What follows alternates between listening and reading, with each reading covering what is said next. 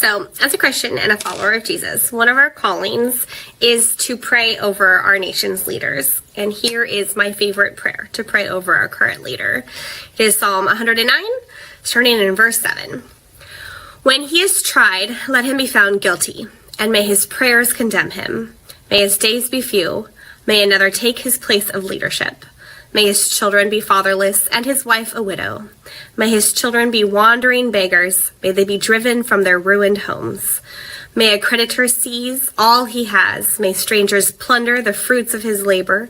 May no one extend kindness to him or take pity on his fatherless children. May his descendants be cut off, their names blotted out from the next generation. May the iniquity of his fathers be remembered before the Lord. May the sin of his mother never be blotted out. May their sins always remain before the Lord, that he may blot out their name from the earth. So, as a Christian and a follower of Jesus, one of our callings is to pray over our nation's leaders. Toward his back foot, it's getting full extension, full range. There you go. Not bad, Esau. Stop. Not bad for a sissy. But,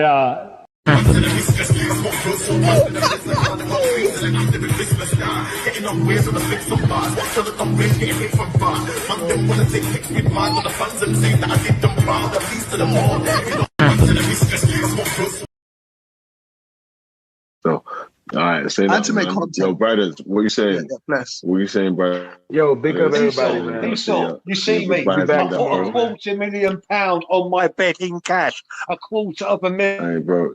Sorry, man. Gone, brothers. Gone, because we're wrapping up. Yeah, man. Everybody's, you know, we good, man. Everybody, you know, everybody be blessed, man. You know, don't take any wild drugs, anything like that. You know what I mean? Be about you know, don't get plugged up in this world, man. You know, don't let shit get to you. You know what I mean? All right, man. All right. Big up, man. I say that, man. Come on. Yeah, man. Come on. We just stress free out here, fam. Trust me. I've done the doors. I've done the doors for 30 years. Yeah? Come on, babe. Come on, babe. Come on, babe.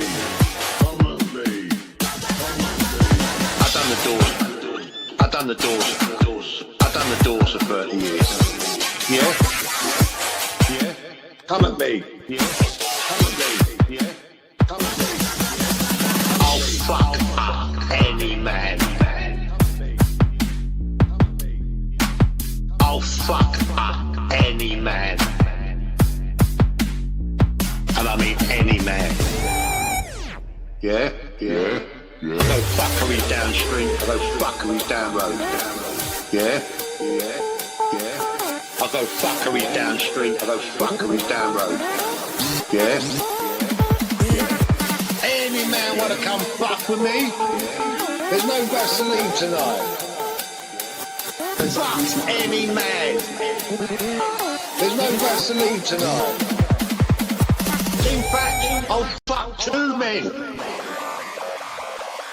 Old cunt white man will do old school to you. To you.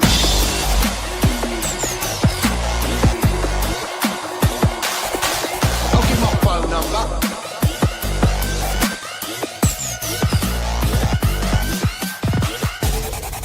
Any man.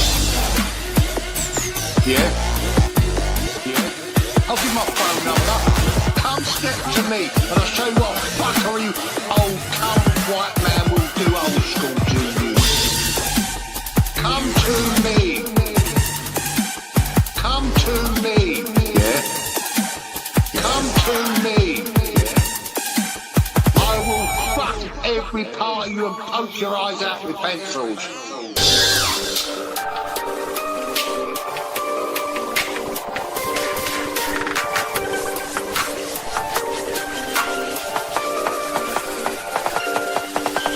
Video you.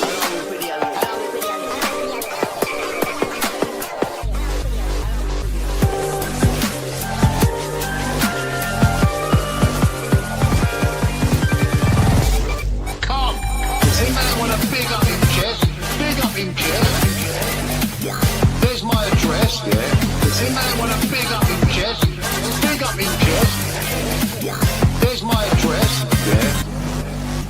Give them out online.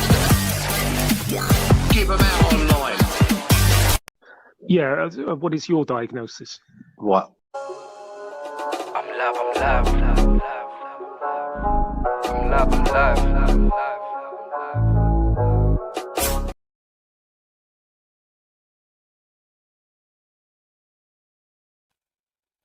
Oh, yeah, me. Yeah, I got there in the Benz like Spragger. One bag of weed and one bag like grab. One bag I got like shop. Lord, one bag I got like a dagger. Lord, lick the gal them with the hammer. Lord, make the gal buy for their mama. Lord, make a rascal barlow, baba barlow. Well, go on, we telling me. Come on, this G up in this bitty yacht. This G blockery up in this bitch. So walk on. Yeah, I my bad about yesterday still, man. But yeah, you know what, yeah, sometimes it's easier if someone else's life, just jump on their stream, we could just jump on, jump off real quick. Yay!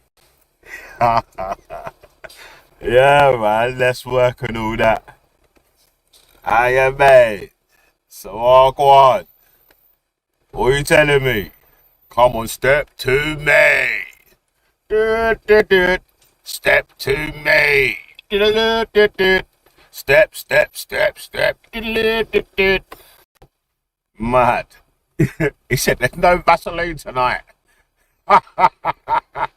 Hey. Brian Ho is actually funny still.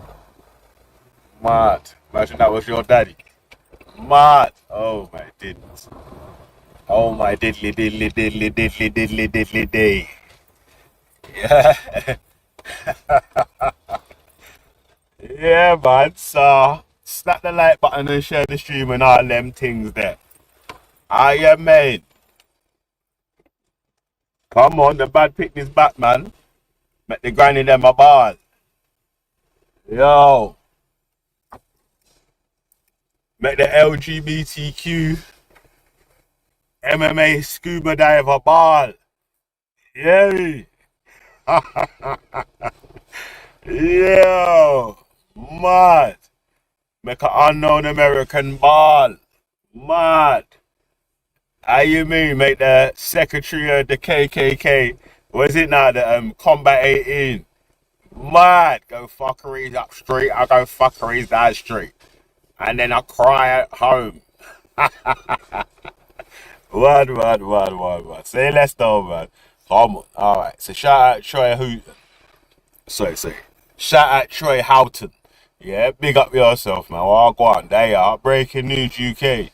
Come on, let it play. Big Bad Rick Show. I want them feel like man. All tight.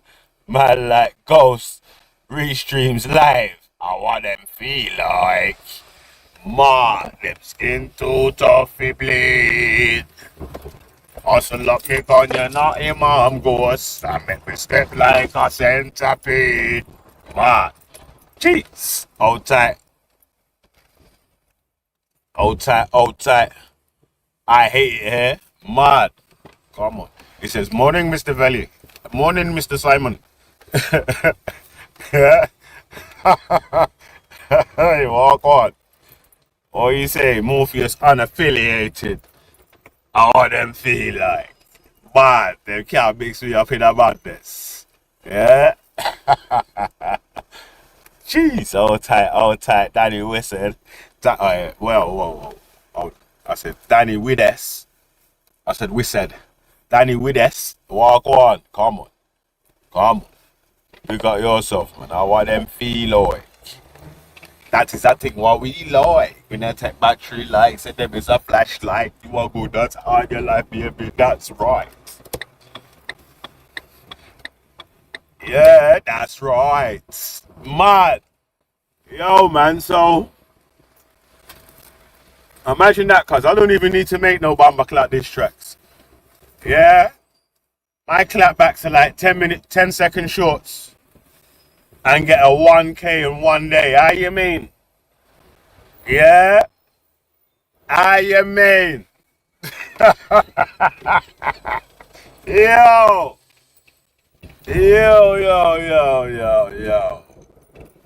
Yeah, man. It's too easy. Mad. I don't even have to be here to see slapping man's head tops open. Crazy, cuz. Crazy, crazy. Alright, who else is in there? Who else is in there?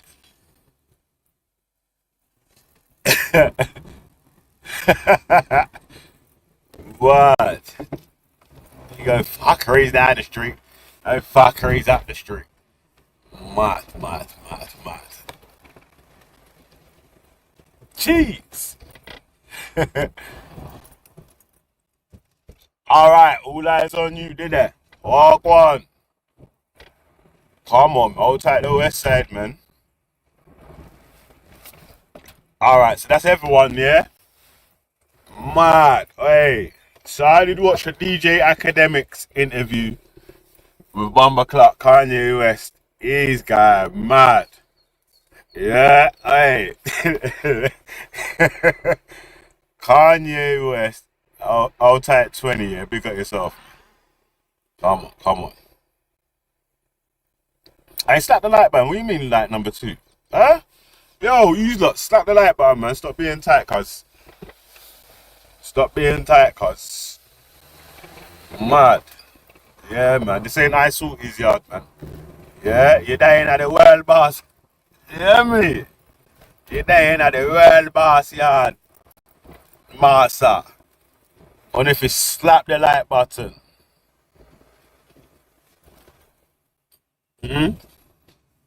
Slap it. Slap it. Hey, look, this is how you know if you've got a troll channel, yeah? Or if your channel's full of fuckeries. Like, if every video you make you have to hide, yeah? If every video you make you have to hide, yeah, your shit's fucked up. If every video that you make might get you a strike on YouTube, you're on some troll shit, weirdo shit. You hear me? So,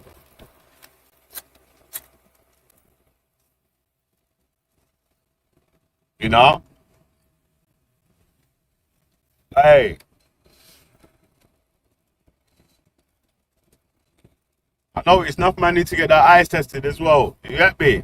And some gal too. Come man are working with some wonky spirit level, cuz man. That laser level, your eyesight is bent. It's pissed. Yeah. Ah, shit. Some wonky ass motherfuckers. Man.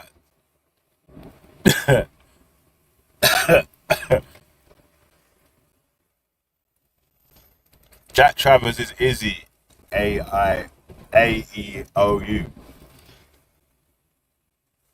Man said Jack Travers is Izzy. Hey, wait, hold on a sec, cuz.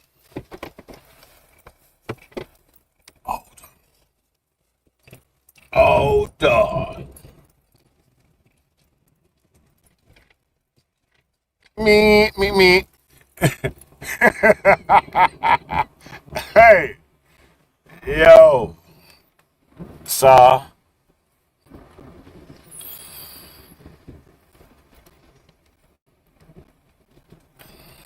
It was closed, not struck.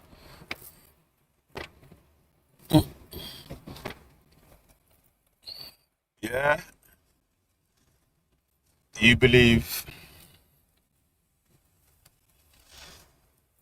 Well, you believe Ice was that fucking sick here that she would dox her own son?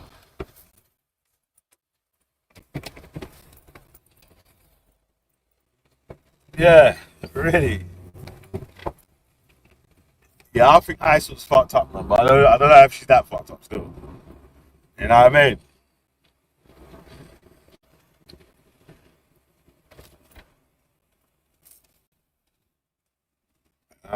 I salty. I salty. Oh, damn. You believe I salty is that fucked up that she would make a troll channel of her own son?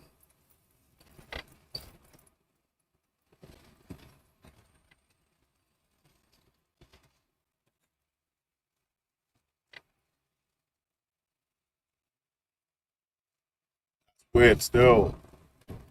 It's weird still. So Have you got any evidence that we could bring forward about that one there, Mr. Simon? Mr. That's my Iranian brethren, yeah, that's the way they speak still. They say Mr. Yeah, that's my actual brethren though, yeah.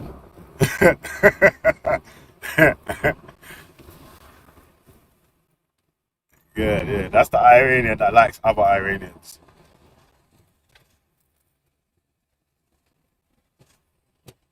Mad. Alright, yeah, man. Yo, listen, you know what I'm saying, yo? If I tell you the God's honest truth, yeah? Big up the strawberry in the building. Oh, go on. If I tell you the truth, yeah, I actually don't give two shits about no Enochs, Ice Salty, or any of that wonky bent crew. Like, they're all dickheads anyway. You know what I mean? Like, yo. Actually, Enochs is so tough that you can't find him. You know what I'm saying? He's so scary you can't see him. Yo, his name should be Ghost. I lie? Top pussy club. How many times you been offered to kill this one, that one, and the other one? And nobody's dead yet. Huh? Invisible. But yeah, man, no one's gonna die at the hands of Enochs. Yeah. I'm saying his name should be Ghost because he's invisible, isn't it? Yeah. I don't know, Ghost, you might have to give him that name, cuz. Hand it over, fam. You hear me?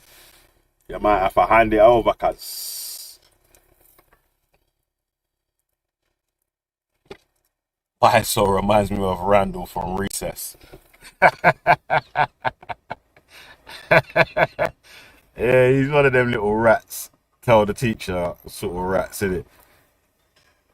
Taking notes and all them sort of things there.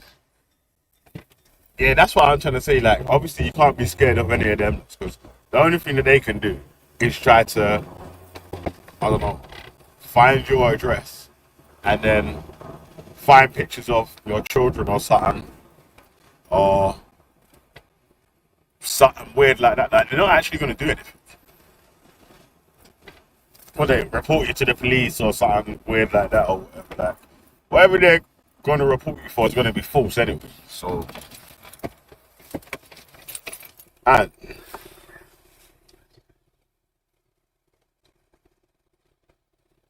differently, yeah, if you're in Ireland making reports to Met Police about blah blah blah blah blah, I'm not sure how far that case is going to go.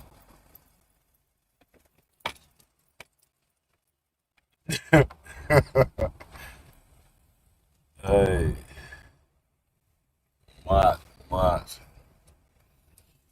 Scary ass motherfuckers. Yeah, man. All right, so let's get back to business, innit?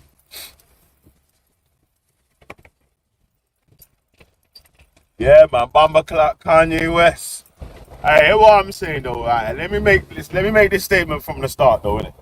Yeah, let me make this statement from the start. Hey, walk one, baby, man.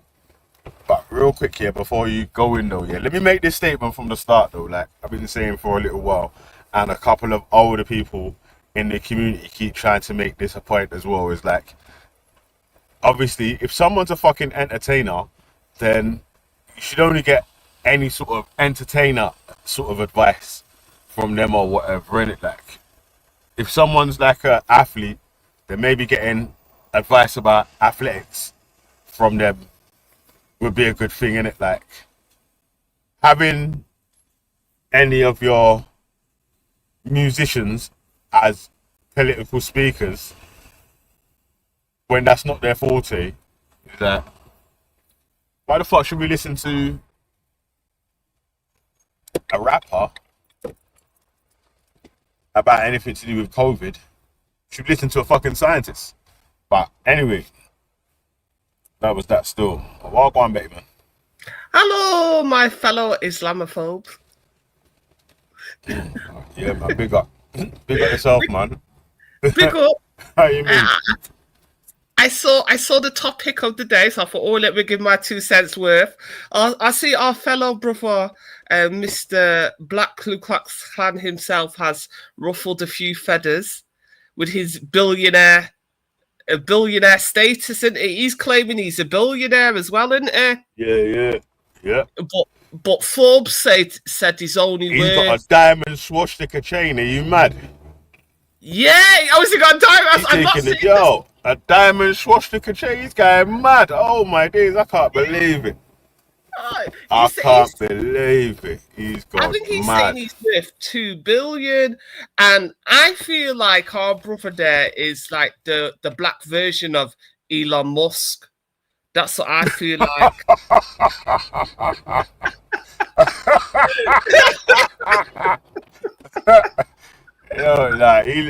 Kanye West is just gone mad. I don't know what I go on for Kanye, because have you checked his Twitter? Have you checked X? Yeah, nah. Someone did send me a message still at the time when my man was talking smack about the disabled child and so. It's like, Ross, he's just going mad for no reason, cuz. He went mad yesterday. You got to see what he put. Let me, because you can't show it because it's X-rated. What he put on his Twitter yesterday, he put a good tune to it. But let's just say he did. You know, when Rihanna did that video with that white woman getting whipped and tied up with "You Better Have My Money." You remember that song? Better have my money. Bitch, you better have my money. Well, that's what Kanye did in his video. So we can't show it, people. But go on to his X, formerly known as Twitter, and you're gonna see what I'm saying in it. But yeah, because I was watching Lord Jamal, you know, that guy from Brand New Nubians, and one lady came on and said that, well, she likes Kanye because he's one of the rare black men that will say whatever he wants to say and not care whose feathers he ruffles, because he don't care, because at the end of the day, he's got the money and you can't deplatform him because he's on billionaire status. And then I started to think about what he's saying in this year. I'm uncancelable. You can't cancel. Yes. Yeah, that's what he's saying. Just like Elon Musk. He said he's uncancelable. Yeah, that's what he said, because while he's wearing a bumper clap black KKK uniform and a swastika diamond chain. Yeah. But then playing devil's advocate, there's no such thing as the black KKK uniform. It's just something that he's made up. It doesn't have the same. Yeah, he's just going mad. Yeah, it's not. It doesn't have the same emotion and historical context as the white KK uniform. So to me, it's like he's playing fancy dress. It's Halloween for Kanye. Alright, but listen though, like, so I was having a discussion with, it's like a bit of continued discussion with Base Duke about Hamas's OG original charter that they made for them to become a political party, and whatever, and it's got the destruction of Israel in it and all that sort of stuff. That we keep having this discussion of whatever, and then he's saying that, well, but obviously, you would be against the party if they said they wanted the destruction of whichever country, some random African country or whatever in their charter or manifesto, And I'm saying, obviously I would be against that, because if they're saying they wanted black people erased or some black people erased, of course I'd be against it. But like you're saying, Kanye West is there in a KKK uniform with a swastika chain on, going mad. Like, KKK were there specifically to kill black Americans. Like, not even if we're gonna be direct about who they was like. They was there to actually kill black Americans, American black people, innit? Like, and my man's rocking a full KKK uniform. Like, so. Do we think? Oh, hi, Kale. Right, son, sister Bay. Son, brother Belly. Article, yes, King. Hey, son, Kale. Big up yourself, Kale, man. Rise up the sun, man. How you been? Do we think, but us as black folk, as the some people, I'm just saying, do we believe that Brother Kanye is corpus mentis? I'm just saying. I'm not trying to cast dispersions on the brother's character. Yeah, Kanye West knows what he's doing, man. Yeah, he's he doing knows what he wants to do. Yeah. He's doing what he wants to do, and not without worrying about the consequences as it comes in it back. So you think it's that shmoney, because he got that shmoney, as Cardi B would say, he got that shmoney, he's uncancelable. Yeah, and he's broad as well. Remember, That's what he said. He's rich as well. He said he's a genius in it, like, so he creates things in it, like, so you can't cancel me. But I'll just create something new that will go viral. You can't cancel me. I remember his dad is Charles West as well, one of the captains of the Black Panthers in Chicago.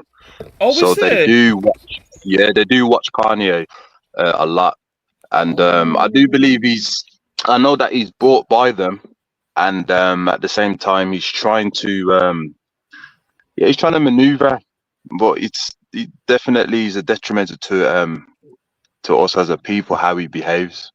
But he's definitely brought by them, man, without a shadow of a doubt. Well, some people are saying. Wait, hold on, yeah.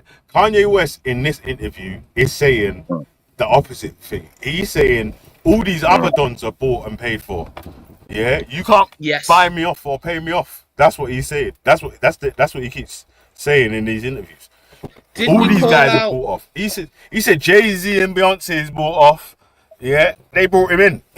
But he called out Jay-Z. He called him a predator, a pedo, because Jay-Z was meant to be sleeping with Foxy Brown when she was underage, and he rightfully called out Jay-Z on that. Everybody knows he was fucking underage girls, allegedly.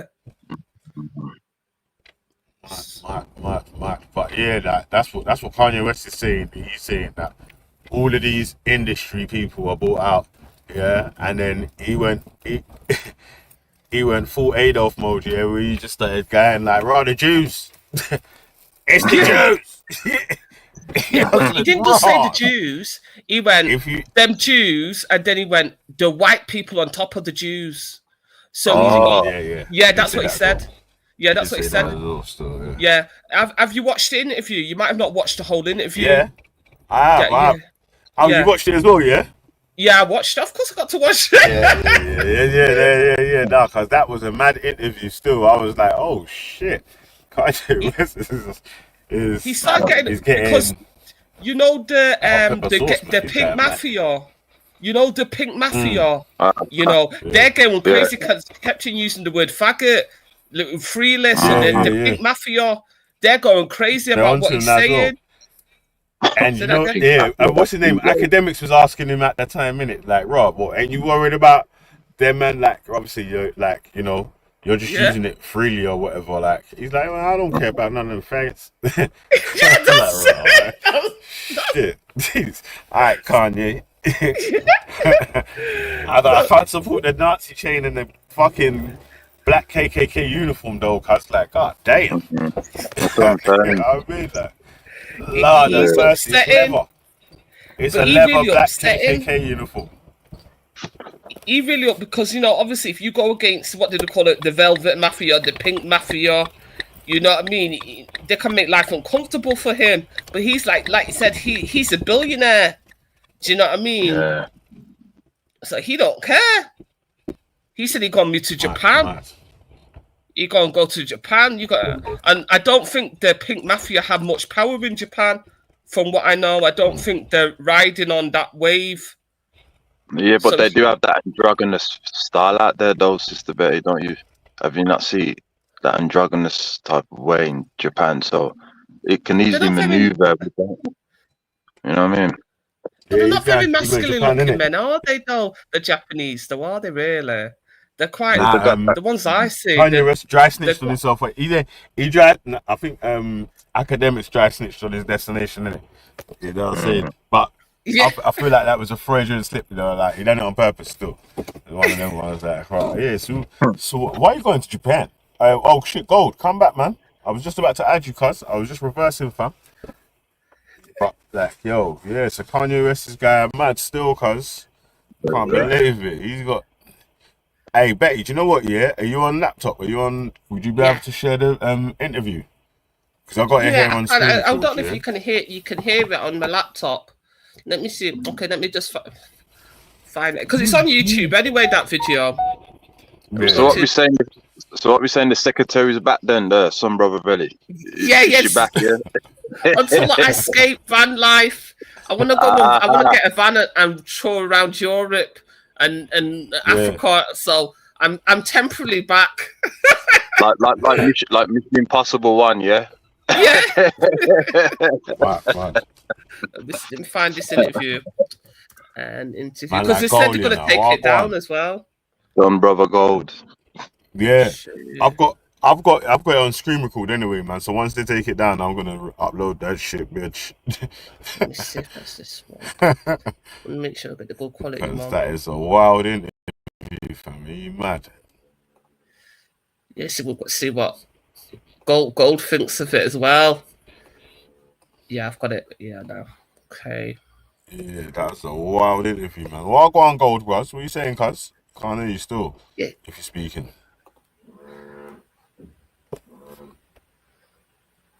Yeah, hi, Gold.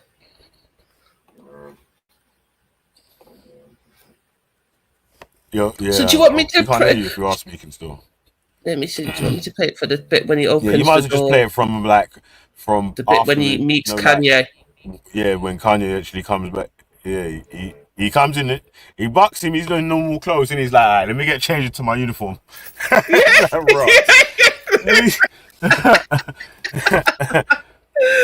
me just check the volume and stuff like that. Just let me put my speakers on. Man, like could have goal. Yo, yeah. Yo, yeah, we can hear you now still. Yeah, can you hear? Because I got my earphones in. Yeah, we could hear it still. Okay. Yeah, we got the people in the chat, man. Slap Yeah, the I'm trying to take off. Hey, yo. Nah. Kanye's guy mad still. These times here, yeah. If you come to a man's yard here to interview them, man says, "Oh wait, hold on a sec, I'm gonna go get changed here." He's in clothes, and then he comes out in a black leather KKK uniform. You'd be like, "Ross, what's going on here, cuz?" Wait, do you not think there's security? No, do you not think? Wait, do you not think there's a deeper meaning behind it? No, Diddy. Do you reckon there's like a deeper? Yeah. Do you reckon there's like a deeper meaning behind it? That's what he's saying, yeah. And I'm saying, brother, you could have had a different uniform and still had a deeper meaning in it. Like, I don't know why you got a black KKK uniform on. You didn't have to wear a black KK uniform on for me to believe what you were saying, fam. You know what I'm saying? Like you know what I mean? Cause you get it. Like, you didn't have to get the black KKK uniform on for me to believe you. Fam. Like, I already believed you. You know what I mean? Listen, this is what I'm going to make of it. He's either saying subliminally, it's a green light on Europeans that are opposing our blackness, or he's a black version of the hooded ones that are going after black people. So he's he's a representation of that, killing basically African killing fucking you know what? Yeah. In one of his tune, yeah, his tune with his name Dwele, and he goes, it's a fucking bad boy tune as well, you know. How does the chorus go? But he says, the paparazzi got me. I hate them ends more than a Nazi. Yeah. He says that in the bars years ago, and then years later, man's come out in the KKK uniform. Cause I'm like, God I mean, look. Seriously, don't overlook the signs that. Sorry, don't overlook the signs that are coming out, bruv. Because don't forget, like, that's no what's called offense. flashing lights. Yeah, but wasn't he the same one that got his head kicked in, pretty much, or his mouth, like he had his mouth wired, you know? No, that was in a car crash, man. Okay, or his mum. Okay, so didn't he get jumped? He said no. He said he got jumped, though, didn't he? By who? No, like that was one of the things. I swear, like on his earliest times of when I can remember him, as soon as he came onto the scene, I heard he got jumped, innit? I heard that was one of the things that I was knew Kanye about, that he got jumped. You know, this whole claim to like who had friction with who. 50 got shot. These one, Pat got shot. He got his head kicked off. Well, okay, that was, you know, but if you actually look into Kanye's background, one of the main things that he speaks about is when he got jumped and he got nearly murdered or something like that. He got jumped. But it's I don't know. I don't want to say that. Has he actually got reason to have that type of? Has he been caught up in any sort of controversial stuff that makes him that sort of person that could despise black people? He said he was going to go. One time he said something about he's going to go DEFCON 3 on Jews, and then that fucked up his Yeezy contracts. Well, look. Don't forget a lot of black people killing black people. So, you know, there's I don't know if they're Illuminati, but it's obviously a force over there that are clearly fixed on getting at their own people. Because if you look how many the amount of rappers that have died in Atlanta is ridiculous. Like if you see, like you literally, it goes on forever. Like yeah, gangster life goes, is shit still, and it's not. I wouldn't promote any of the younger generation getting into gangster life and all that sort of stuff. There, it might seem exciting when you're a young man or whatever, but you know, someone as an adult looking back or whatever, then you probably wish you did something else. You had a lot of different opportunities to blah, blah. You might have even had different dreams that you might have wanted to follow that was nothing to do, nowhere near that. So I would say pursue that, because any sort of opportunities that you had to sort of go in a direction to follow your dreams, if you never take them, you'll regret it for the rest of your life, or you'll regret it for all the time that you never took it. Rather than when you did try it, right, I failed, I tried, it didn't work out. Can I ask you a question? Do you reckon that black on black violence between black people in America is what's it called? Accelerated. We use a term that what's his name used to use. I'm not too sure, yeah. If without accelerated because of the at the government figures or whatever, like we don't know what the numbers are in it, because again, depending on where we're getting our news sources from, they could have a bias leaning one way or the other in it. Like again, like we might see a lot of black people getting killed or whatever, but you might look at the police stats and see that police are killing, or other people are killing other people at the same rates or higher or less or whatever. Like, so without looking at the actual figures in it, it's hard to really make a. We could compare and contrast though. I can have just an opinion, but yeah, but we can still compare and contrast though, can't we? And we got Jamaica as a good example. A place that is similar, but even though they've got less white people that have got crazy weaponry around them, you know, is there more killings even though they've been left to their own devices between? I don't know. I'm not too sure, bro. Okay, I haven't really been paying attention on that side of the. You know what? There's more to the Kanye West story. Like, there's more to this Kanye West story, because you people are not into heavy metal like Betty. You know like Betty likes the heavy metal, yeah? And you know, so I've got to give you the down low on this guy. So there's a band called Mayhem. They used to be they're still going, they're a Norwegian death metal band, yeah. So Kanye decided to wear the t-shirt of this guy, but this guy he was, I can't remember if he was the drummer. He was basically in the band. This white guy next to him, and the t-shirt he's wearing. basically he killed one of the other band members, yeah, and they were burning churches in Norway, and the guy's a neo-Nazi as well, yeah.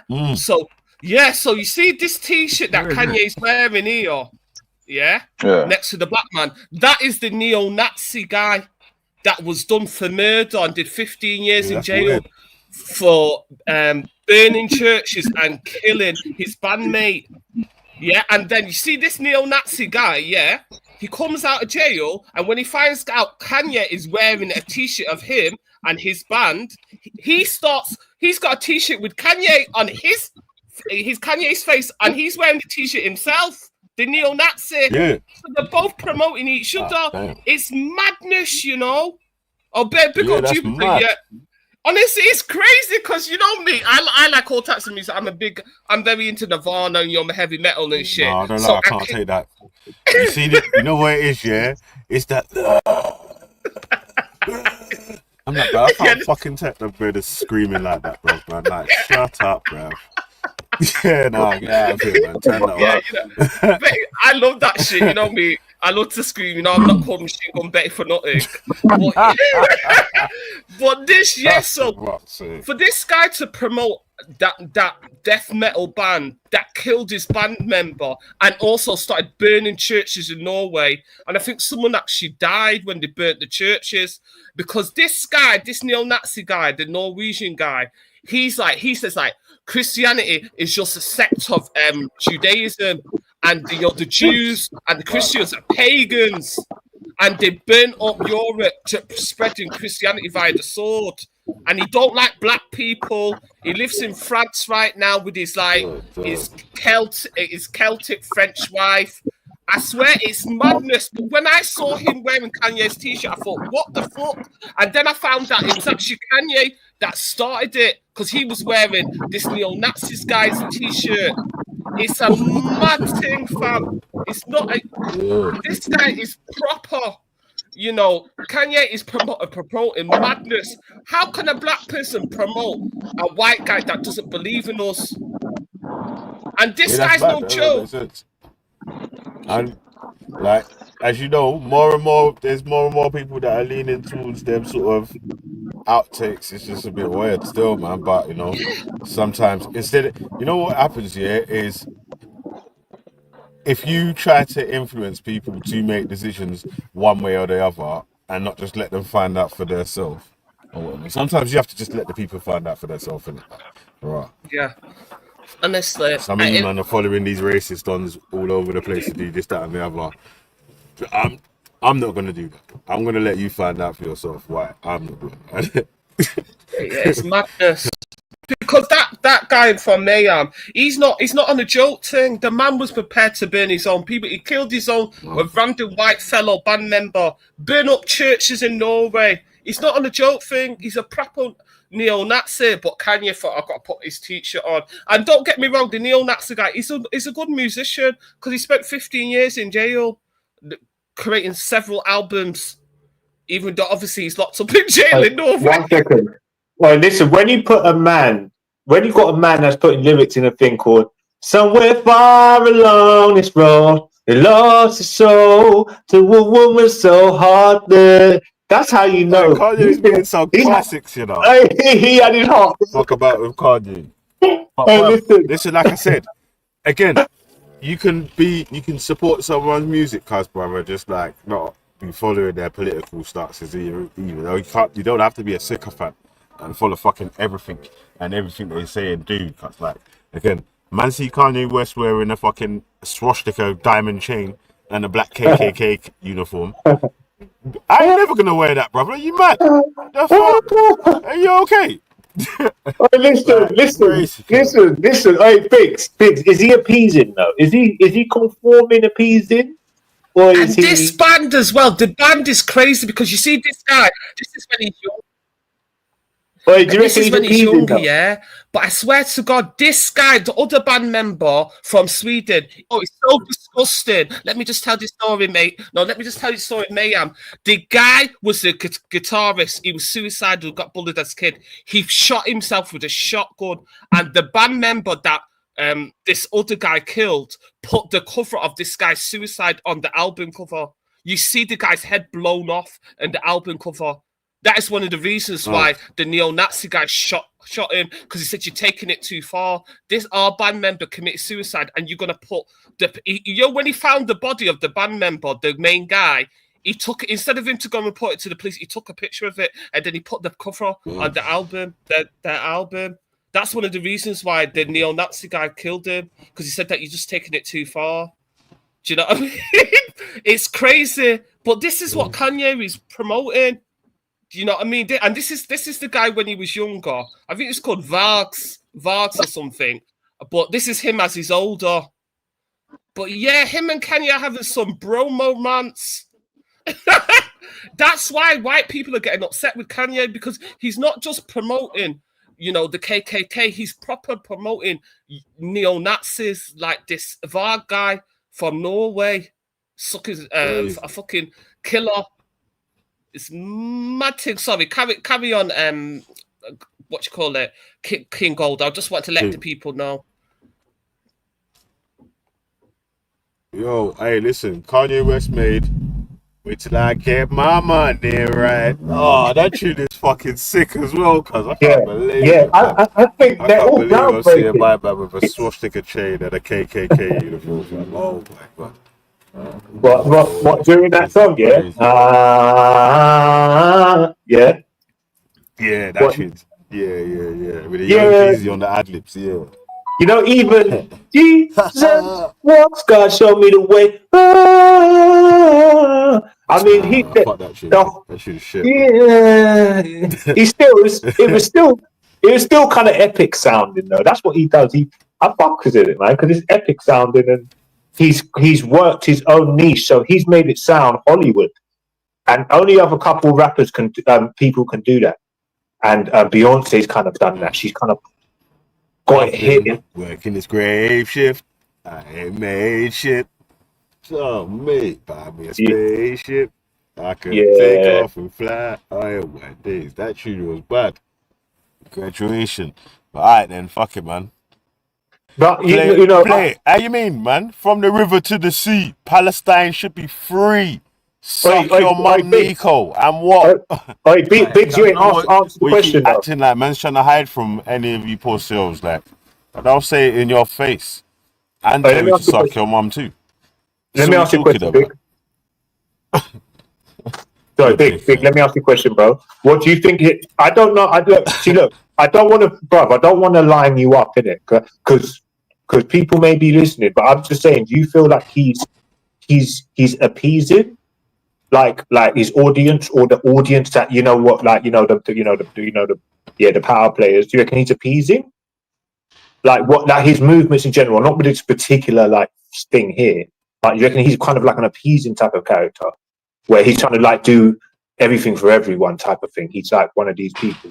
I don't know. That's a character I get. Kanye West is on Kanye West mode, cause I ain't in Kanye West's head, so I'm not trying to answer for him or say rah. I just saw the interview and said this would be interesting to watch on the panel. Okay. So man, Betty, man. Selector Betty. Listen, I got to jump off though, because I need to run into a job real quick. I ain't even going to be that long still. I'm just get a parking permit as well. So. I'll play it. I'll play it again. Yeah, man. Big up. God, these man again, you man don't even know about fashion, man. Behave yourself. It take time when it comes to fashion, innit, man? Fucking, what's his name? He brought through Virgil for the Off-Whites. Who's the other Don? He brought through a couple other, all these new fresh kicks that everyone's rocking nowadays, yeah? The shape and design. A Dons that was working in Kanye's team when he made the first Yeezys with Nike. So,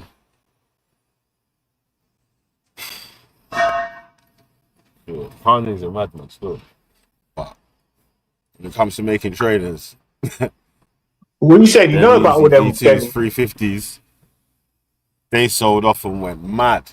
So, was you buying Yeezys? Was you copying Yeezys? Yeah, was you out there not seeing all? You don't know. No, I'm saying Still wear Yeezys. no, but Yeah, obviously because he had a line, innit? He had a line of shit coming through. How you mean, bro? You know how much people wear fucking what are they called? The Yeezy slides. The foam runners. Would you bust them though? If someone bought them for you, would you wear them? Would you wear them if someone bought them for you? Huh? Would you wear them if someone bought them for you? Would I wear what? If someone like your Yeezys, if someone bought you Yeezys, would you bust them? Yeezys, yeah, I got bare pairs of Yeezys, man. What are you talking about? What you say? What would you say? Were you supporting the culture from way back? Yeah, for one day. Hey. What? But I thought they look. I don't know if they. I thought they'd look clowny. But I don't know. Like maybe they look. V2s. They look suave. Yeah. I thought they looked like all bulky and clowny. Yeah. I did. Huh? Yeah. I was just assuming that they were being like anything like the Air Force Ones or whatever they're called. I thought they were a little bit too bulky for me because I'm quite slim in it. So I don't know.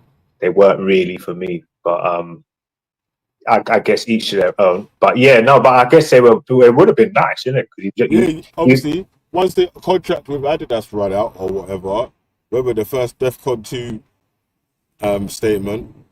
That crushed the Adidas contract. Then Adidas on their thing was selling Yeezys for cheap still. So you could get fucking bare Yeezys. Add the fucking Yeezy slides, fucking foam runners and all that. So okay, what did he have the things with the wheels on the bottom? Was you actually wheeling you can along? get them from Sports Direct or something like that. Hold on a second. He was wheeling along. A big man. Was he what slides? No, okay, it's just the name of them. It's not the things that slide along. It was the online trader shop. What, the ones with the wheels on the bottom? No, I don't know what you're talking about, and I've never seen them, to be honest with you. Yeah, man. But what obviously like everyone's wearing rocking like off-whites and fucking the Louis Vuitton kits or whatever, and like basically them Louis Vuitton kits are just like a rip-off of the off-whites. Off-whites. Because Virgil's thing, innit? So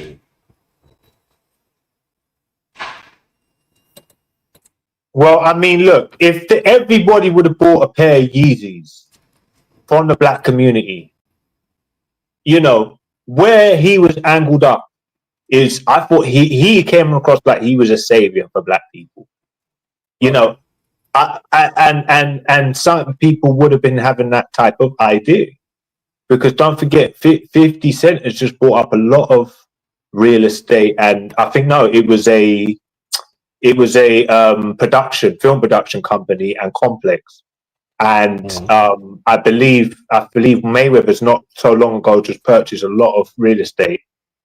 You know what I mean? So he's going to make that into some nice housing. I don't know if that, so he's done, but I don't know if Yeezy is got any sort of huge plans for the black community, like Akon and them guys, but I think that's what none of them are saying the black community, and I'm not too sure what Kanye West is doing. He's doing on behalf of the black community. I think what Kanye West is doing is on behalf of Kanye West, right? Now, still. Yeah. So, yeah. And to be honest with you, none of them are. There was no meeting or nothing that's been had where it was like, Kanye, you need to put on the swastika chain and the KKK uniform in an academics interview. Wait, let me ask you. Speak on so and so issues. You know what? Yeah, honestly, we're living in a world where I believe someone like 50 Cent will become president in the next 5 to 10 years. That I could see that shit happening, and you know, no, honestly, I think that's where we've gone. But that's where we've gone. I'm telling you. Anti-Semitism, and this is the thing now, yeah. So you got the black man that's joining in with the anti-Semitism and the white man that's joining in. This is what they're doing. This is why Marcus Garvey met with the Ku Klux Klan. This is what I'm saying. The two extreme. Because he's anti-Semite. No. Marcus Garvey wasn't this white guy is anti-Semite. No. We're not doing that now. Marcus Garvey never promoted no Ku Klux Klan or something like. These are any guys that we need to. No, we never. He had a Yes, he meeting did. to say that. No. He had a meeting to say that you're both looking for the same sort of outcome. You want black people out of America. I want black people in Africa. So Yeah. So he met that with was them. what the meeting was about. That's Yeah, so he that's met not. with them. He still met with them. Yeah, so that's it. No, That's a but meeting. it's That's what I The way said. you're saying it. Nah, but the way that you said it just then. Yeah. The way you said it just then was like it was the same way that Kanye West has got the KKK But uniform it's on true, and a though. swastika Nazi chain. Yeah, but No, It's not the same. no, he didn't do that. But he's in league with the neo-Nazi. They are black people that Nah, are it's in not with the even white that. It's not even in the league, same way man. They had a Marcus. meeting to say that If they're looking for the Marcus same so you say that outcome, Marcus Garvey was not in but they don't want the league same route. with the white nationalists? No, he's not in league. Of course, he's not in league with the Yes, white he nationalists. is. Because they both No, he's wanted not, the man. That same don't even thing. make sense. They both Yeah. wanted the same No. thing to get out black folk Okay. out They of literally don't even make sense. Being America. in, so having a meeting with someone doesn't mean that you're in league with someone. Having a meeting with your enemy doesn't mean you're in league with them. That don't make sense. It does because they both had a common goal. It doesn't. Like, there's peace Yeah, talks and fucking they treaty did. They both meetings had a common goal. conducted by so Hamas and Netanyahu have had peace talks and meetings conducted by America. Now, does that mean America supports Hamas? But they've already said that America. That No, but you just said. Remember, you just said yeah. But Marcus Garvey met KKK. America's met Hamas. Netanyahu's met Hamas. Does that mean that they support The Hamas? then? American Senate has already exposed that the US has supported Hamas. They said the Taliban, all direct. So America does support has Hamas gone to then? those. The American Senate has already said that. That's All already right, cool. been So you're saying exposed. America supports Hamas as well, then? Yeah. Yeah, they're funded. Does the Taliban not have Americans hard weapons right now? That the Americans are demanding back the military. Taliban, man. not Hamas. Same thing with Hamas. This is another topic, but there's already been an American senator that's already exposed that American has been funding the people that they're meant to be fighting, including Hamas, Boko Haram, Al-Shabaab, the Taliban. And I'm going to go on what the American senator said, because he's the one, that's his country. But going back to the point, you know, we're gonna agree to disagree. But if Marcus Garvey did support the new what you call it, the Ku Klux Klan, because if you both have a common goal to get black people out of America, yeah, you're in league with them. You're miswording it on purpose.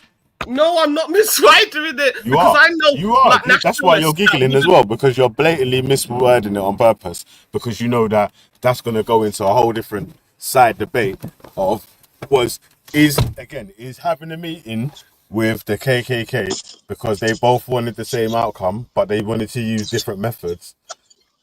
for the same goal. Now saying that they're in a but so he's obviously not in support of the KKK. He was not in support of the KKK killing black people for them to be removed from America.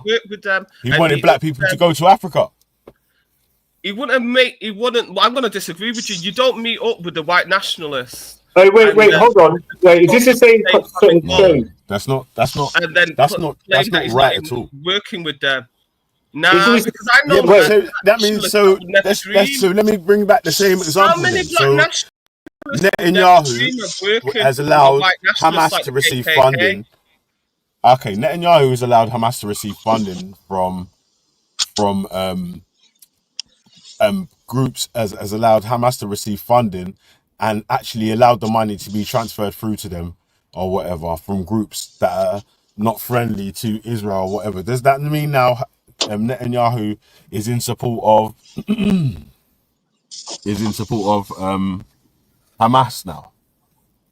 No, I think he'll be more looking after his interest in it.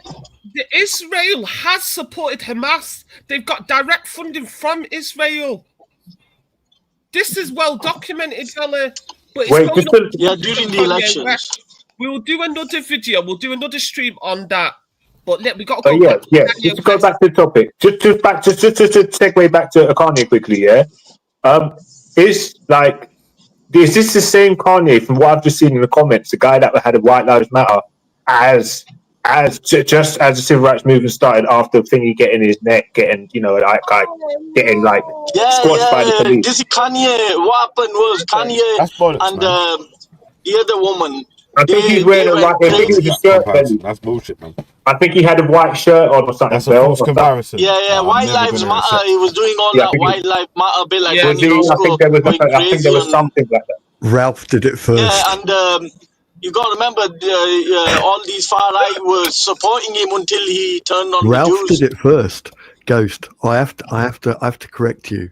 Ralph was wearing a White Lives Matter t-shirt. No, he might have done it first, but I'm on about that Kanye's done that. He did that, and he got support from Tommy Robinson and everybody. In the video, he actually did send the White Lives Matter t-shirt here. If I wind it to the bit, you'll see Kanye give the DJ. Hey Bill, what do you think of that though?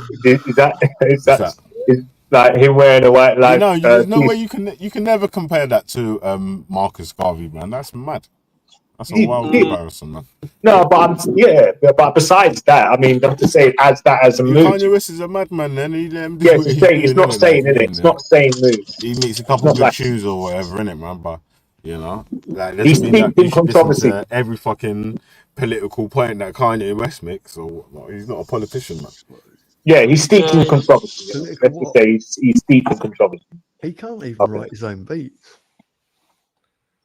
Shall I play the video again and go back to the video? Yeah. I'm not too sure what bit I was on. Right, okay, so I didn't. Is it this bit? This bit? This bit? Yeah, it was this bit. Yeah, but wait, hold on a sec, yeah? This is weird, yeah? That wait, pause though, before you play, yeah? Before you play, though, yeah? Because imagine, yeah, for about how long? About 6 months, yeah, this brother Nico has been trying to say that Veli's anti-white. Yeah. But now, listen, wait, like now, he's like, yeah, gold. Veli bought Kanye West trainers when he literally came out with a White Lives Matter t-shirt. So it's like... Honest. Wait, so I'm anti-white, but I bought your trainers out. I bought the Yeezys that he said... Yeah, so I bought the Yeezys the day that he come out with White Lives Matter. So it's like, okay, thanks. Wow. Well done, so are you a white supremacist now? Are you a black supremacist, Nazi, and a white supremacist? At the same time. Fuck it up. Nico, man, you've just shown yourself to be an idiot. Yeah, but don't forget. Hold on a second. But if you're almighty, listen, if you're almighty, if the mighty dollar is your god, then you will be trying to support. Don't worship. Trying to support everything because you want all different types of cash flow from every other different types. So there are people out there. I'm not saying Veli is. I'm just saying there are people that sell their souls and try to almost sit in the middle. But I mean, if you're on truth. But if you're just sat in the middle and you're trying to support this, that, and whatever, you're against yourself. It's almost like you look dishonest because you're going back and forth between different groups. You know what I mean? You've got to kind of. But anyway, that's the problem there, isn't it? If you pay attention, you'll notice, the people that keep barling about talking about, you say this about race and that about race, they're the ones that always bring up race in every single conversation and every single topic. Yo, these men are gonna say to you, but you're black though. But so and so's white. But so and so's Indian. So and so's Chinese. But that one's white and that one's. It's like, but so human are the actual racists in real life. That's what I mean. They'll always bring race into it, and then they'll say ethnic minorities, the black people, but they'll always bring the race into it. They can't just have a conversation. Listen, they say money sees no color. But listen, would you buy fucking anything off of a nonce? No, you wouldn't. You report to the fucking police. So money does see color. Money sees more than color. Money sees your actions. That's not money. That's your moral judgment.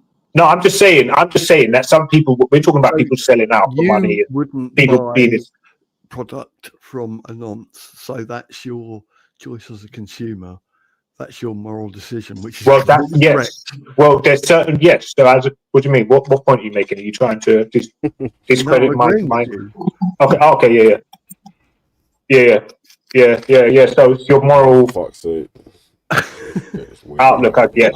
But at the same time, like I said, so it's like when you're dealing with certain entities, you know, sometimes it's like voting. It's like, what are you actually voting for? And it's, you know, have you read all the small print? Like, that's it. That's a good example. Hey, can't keep playing, man. I gotta jump off, man, because I'm fucking wasting bare time here, man. I could have done this job ages ago. Could I just say that the Jack Travers account is Izzy, and she's putting her own son's picture out there. Nah, she can't be doing that.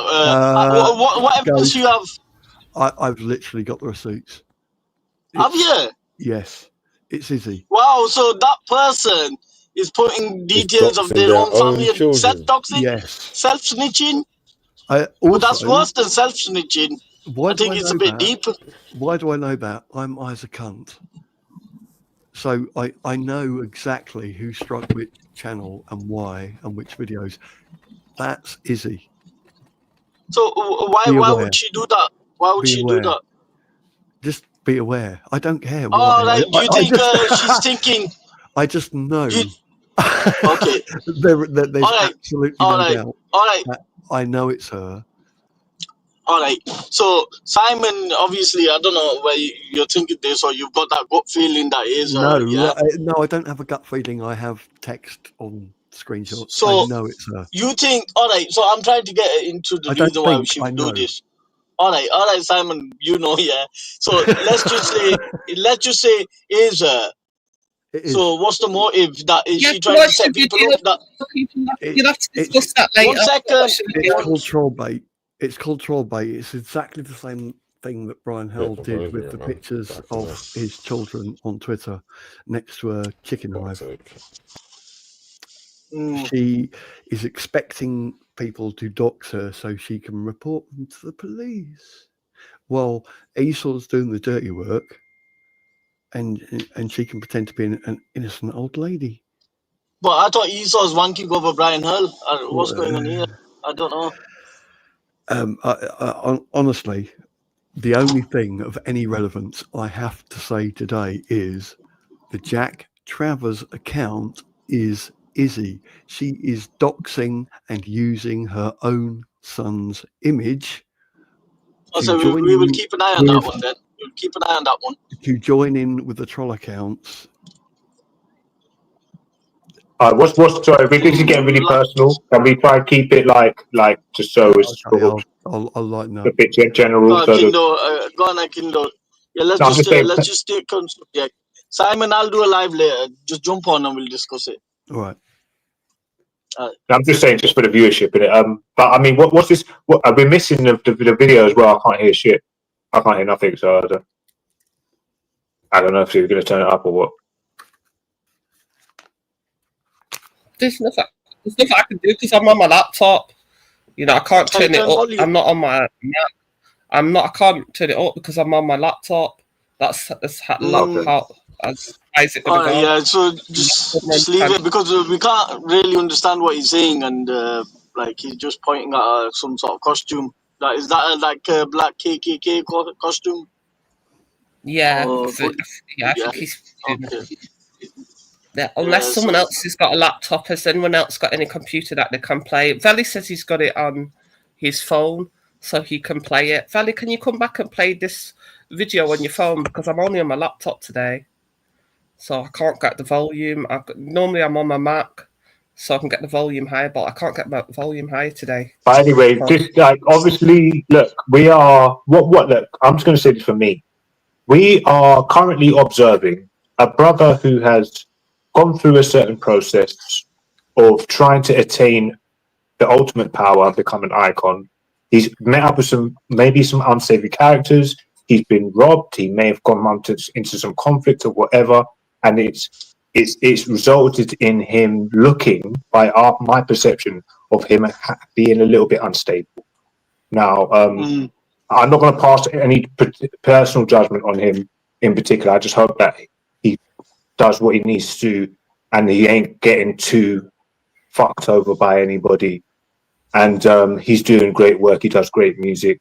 And I just don't want to be looking like I'm a hater of him or anything like that, or But yeah, no, big him up. I can't really make sense out of someone who's not really that with it. That's what I'm saying. But shout out. He's been unstable for a while, hasn't he? Yeah, I'm It's going to not be in now the chat. that it's just. You know what I mean? Because I just feel like we're gets looking at worse. someone who's had the weight of the world on his shoulder, whether he's had money or not. You know, money doesn't change pain and physical pain. So it doesn't cure everything. It doesn't solve everything. It can make things more difficult, actually, for someone who is a simple person or someone who's had too much stress or whatever.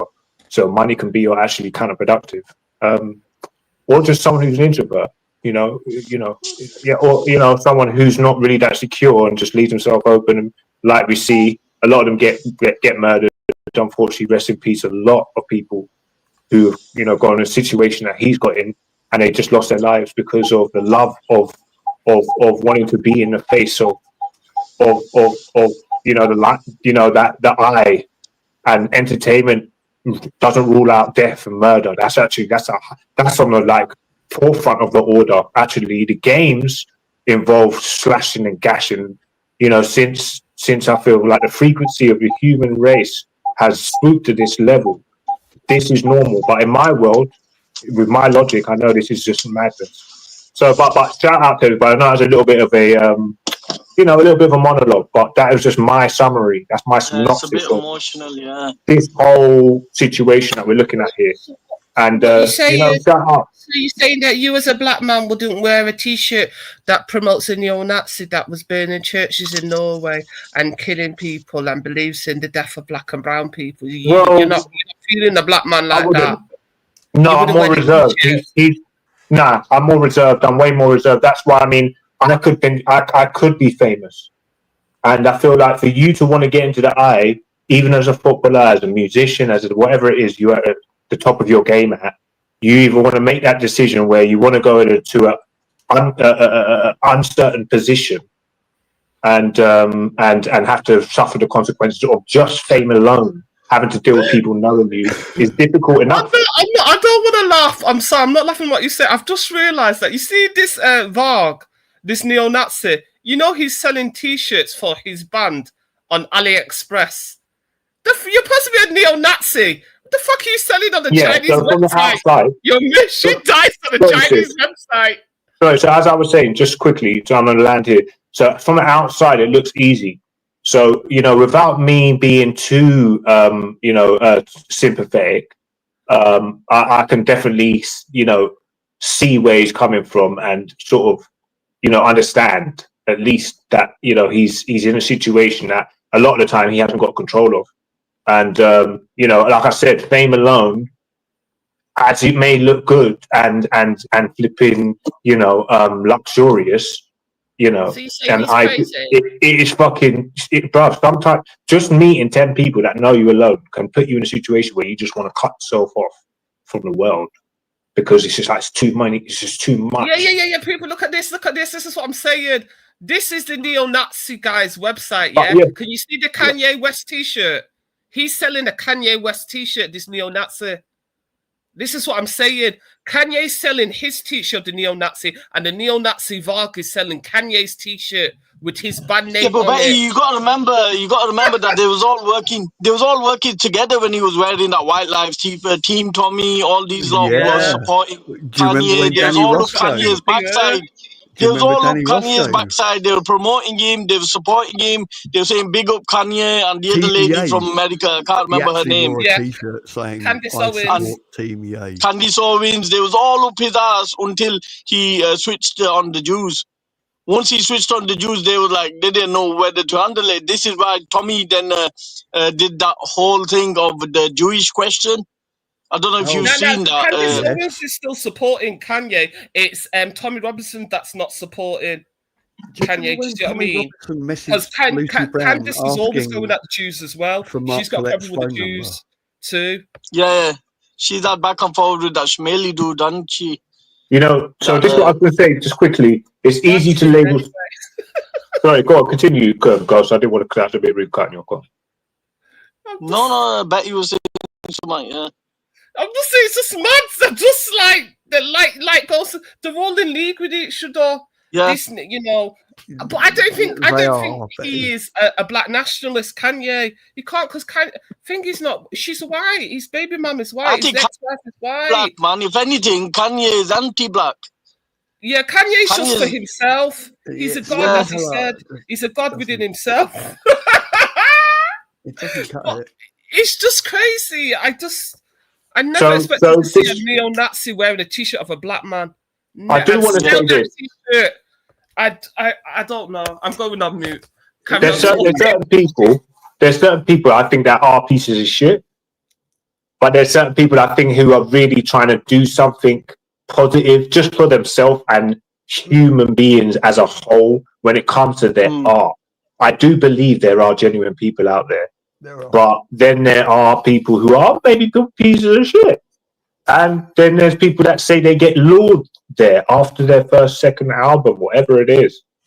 But and that's to appeal to a group. Look, they're not musicians; they're hookers. No. Wait, before we get to the control part of it, and that's a definite credible part of the situation. Oh, it's called a t-shirt black metal as well. That's a credible part of the conversation. Can I just say, I'm just being thirsty. Kanye, you look nice with that beard, you know. No, I know you think that you're chubby and you had to go get lipo, but you look nice. You look like a black man that put cocoa butter on, man. I like that beard. You look very handsome. He looks a lot more handsome with that beard and that tash. That's what I've got to say. I like all that, you know, the Conan the Barbarian look, you know. But I feel like Excuse me, Betty. I was just speaking, sis. One second.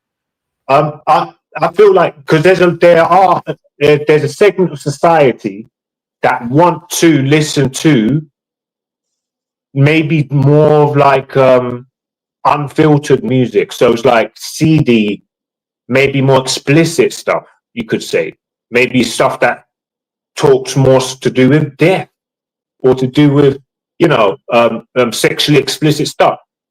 So look, and that's an appeal to the other side. So maybe when you look at the statistics, it may be the music you're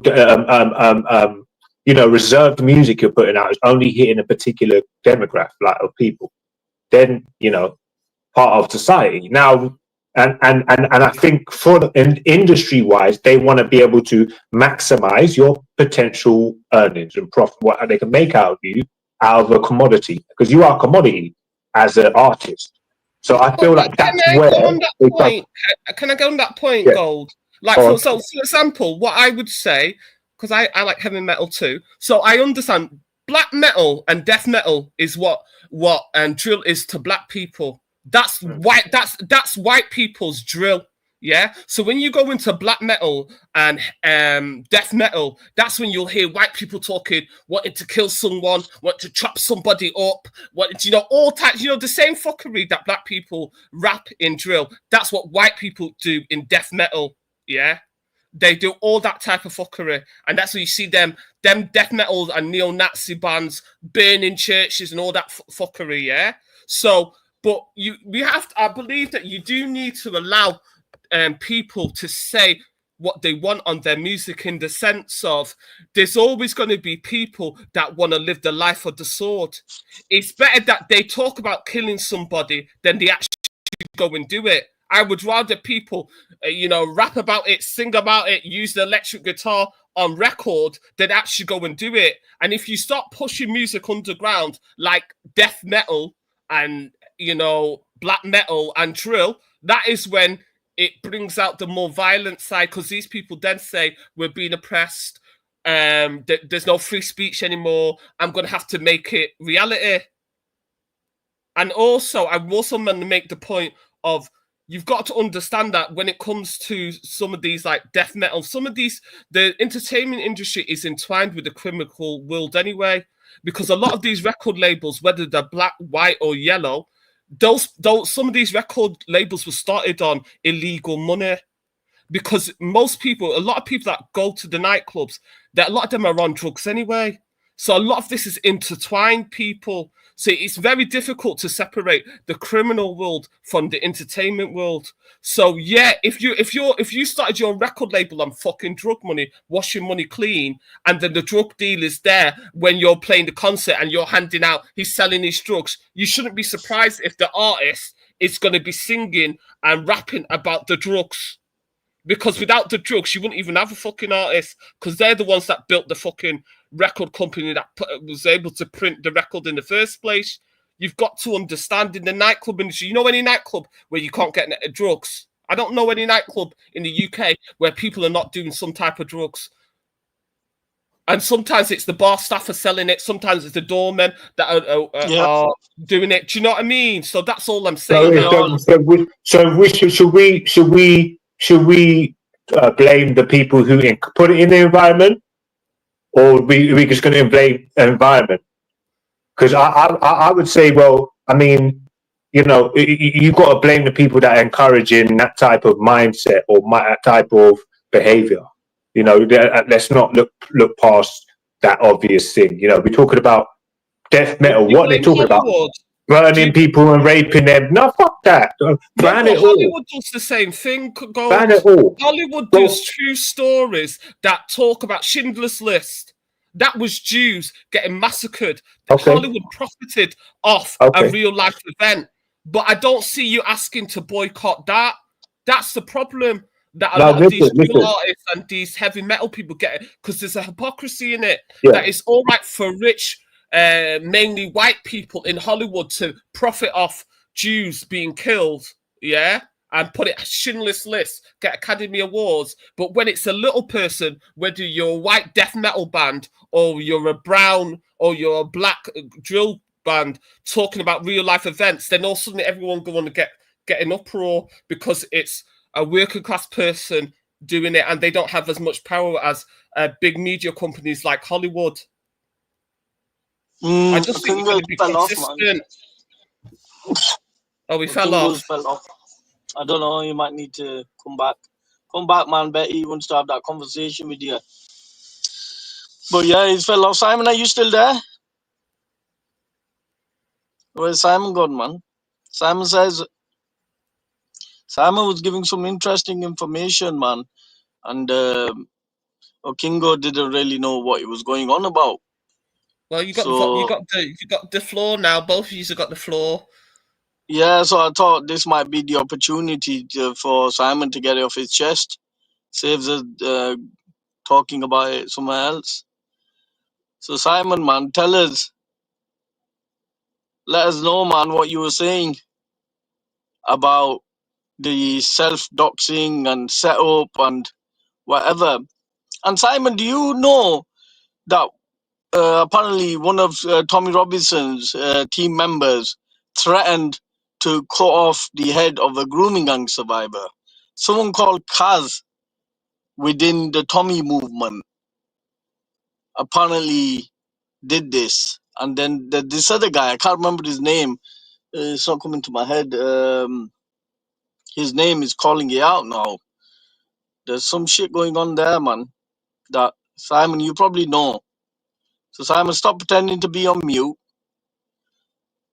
And like, you've got the floor now, like Betty said. Come have a say. Let us know, man.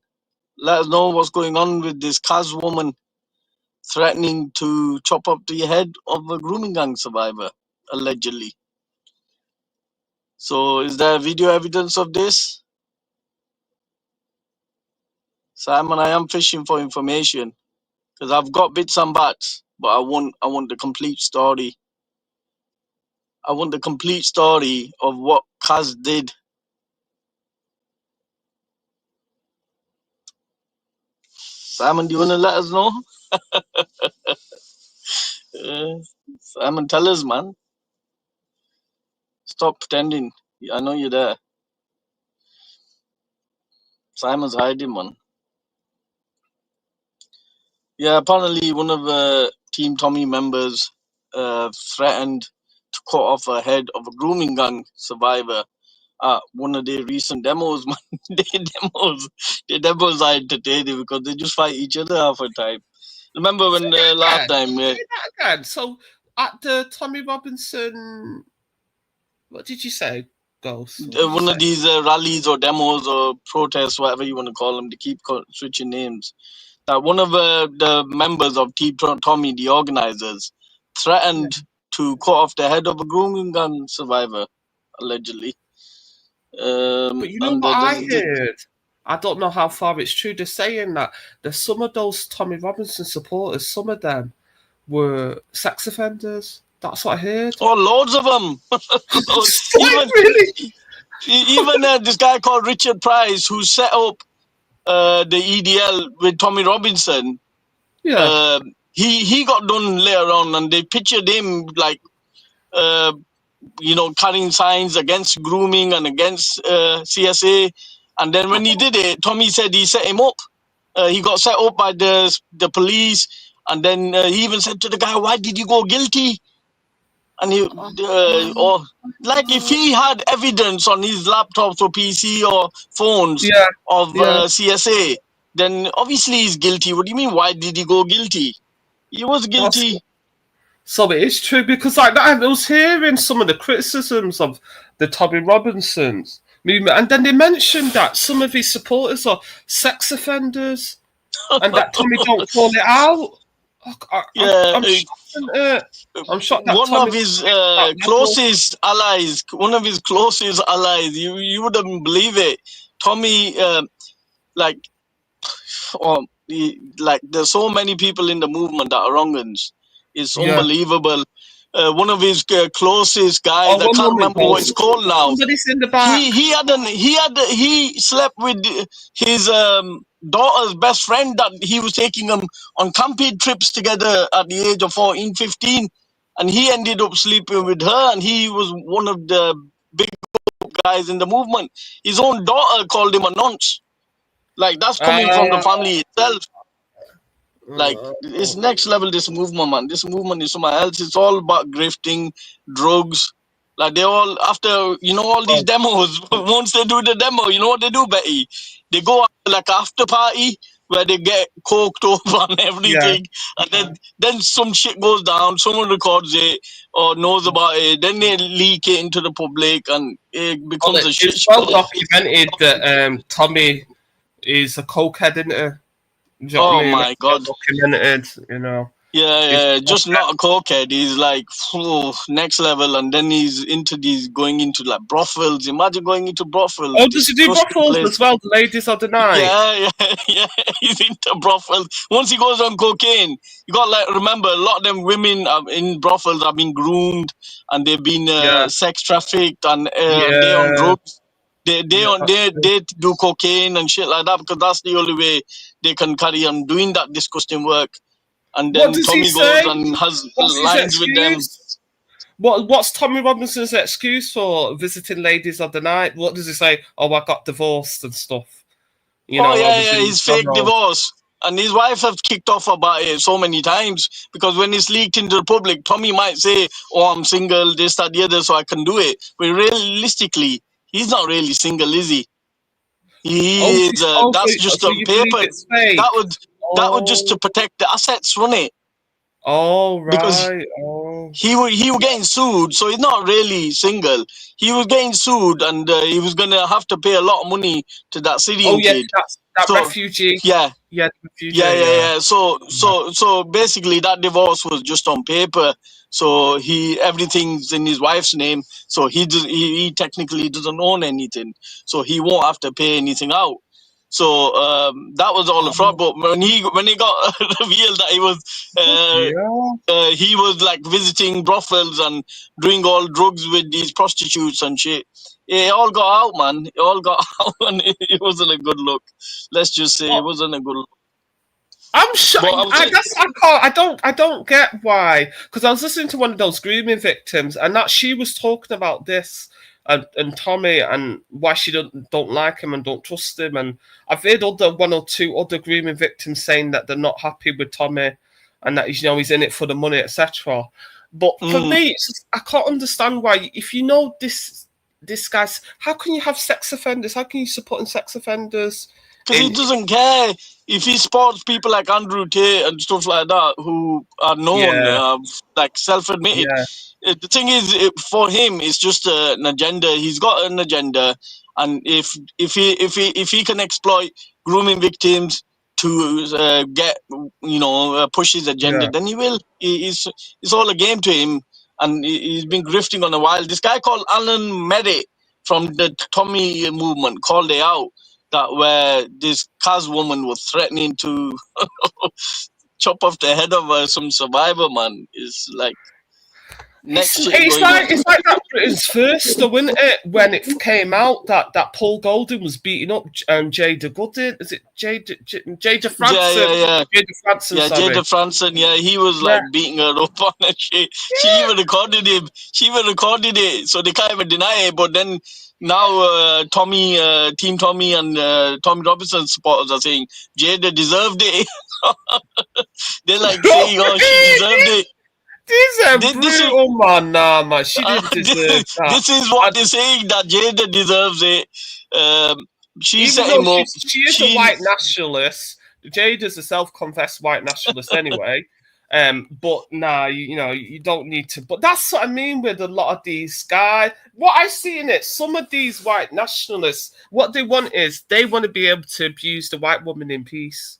They don't want any brown men and black men abusing them. They want to be able to do it in peace. That's all women. Yeah, so if a brown man did it, they'll make it into a racial issue. Yeah. If they do it, then it's fine.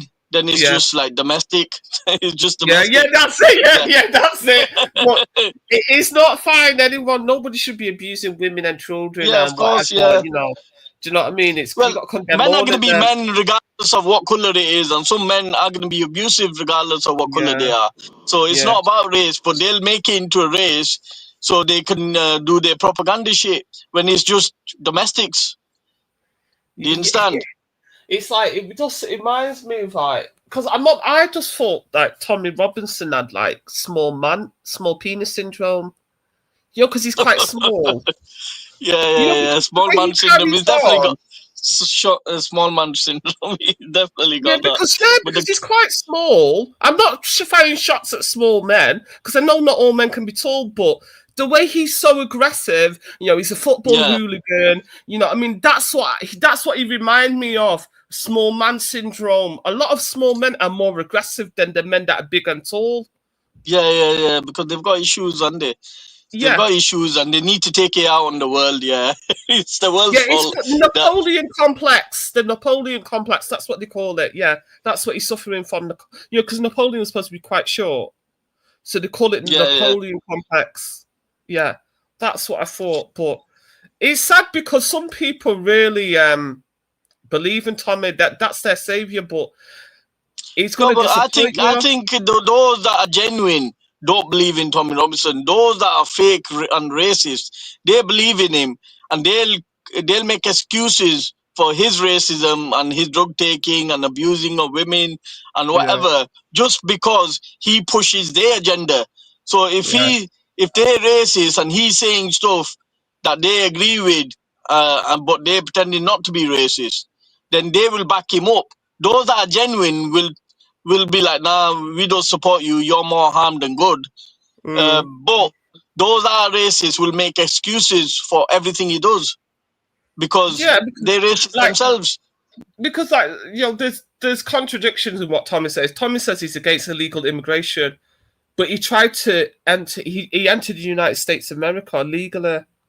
So he hasn't got a problem with illegal immigration because he did it himself. No. He went on a fake passport. That's the legal entry into the United States of America. Yeah, and that's worse than any of the refugees have done, because the refugees have just turned up and saying they want refuge. They haven't gone on somebody else's passport and entered the country. Yeah. Do you understand? What I mean? That's one of the reasons that I dislike, and I don't like that Black Lives Matter rant that he did. And I know Tommy apologized for that. But I didn't like the way he went and beat up that African refugee. Yeah, but the rant was his true feelings, Betty. The other stuff was backtracking and covering what he's done wrong. Because you got to remember, whenever that guy gets emotional... I'm not a Tommy He always does this. comes out with racist shit and blah blah blah, and then backtracks later and makes excuses and gets on like, oh, I didn't know the BNP were racist. I didn't know they didn't like black I people. was in the BNP for a year. I didn't know they were racist until I taught my black friend. But for me, this imaginary black friend that he took with him. But that's all excuses. That's all excuses. Backtracking. You know, the real thing is, like, if you look at Tommy's connections across Europe are all with these far right neo-Nazi groups. Martin Sellner is a self-confessed neo-Nazi. Tommy started the Pegida movement in the UK, another neo-Nazi movement. And then he'll always say, well, I don't know, I don't do this. It's all bullshit. If he could get away with it, being racist, and get decent movement and be accepted within the mainstream, he'll show his true colours.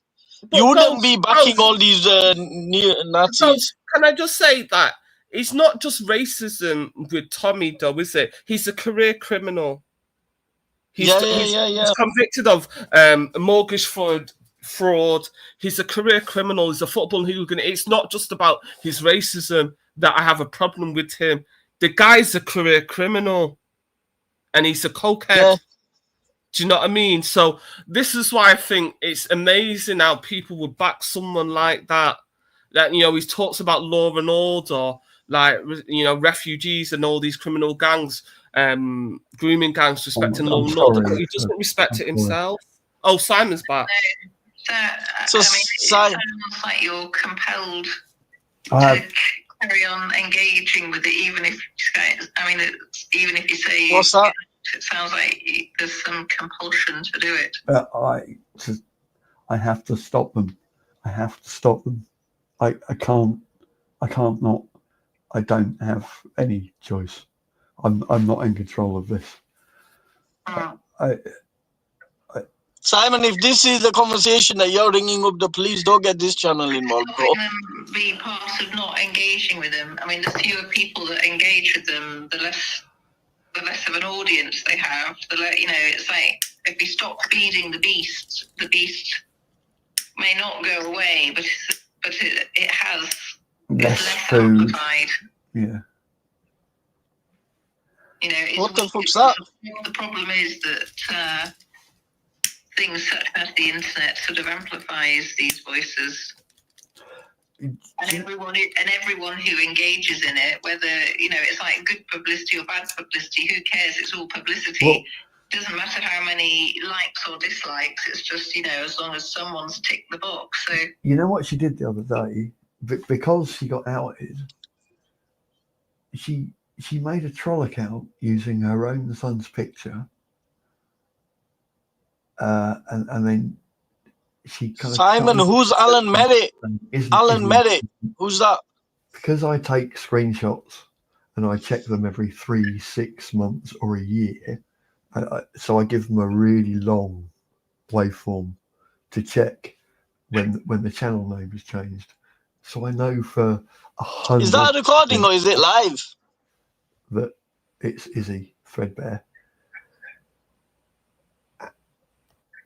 She made a troll account using her own child's picture.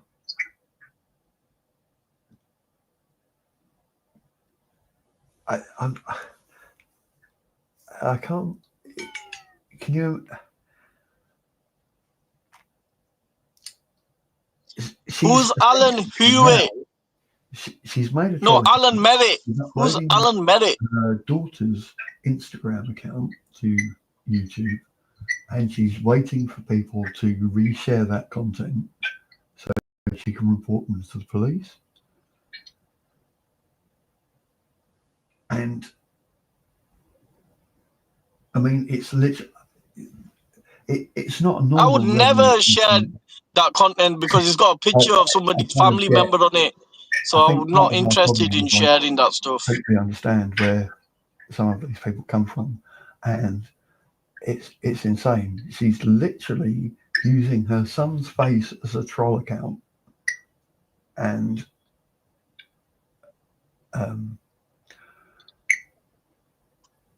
pouring petrol on the fire so she can use the law. The G block is free from the snitching.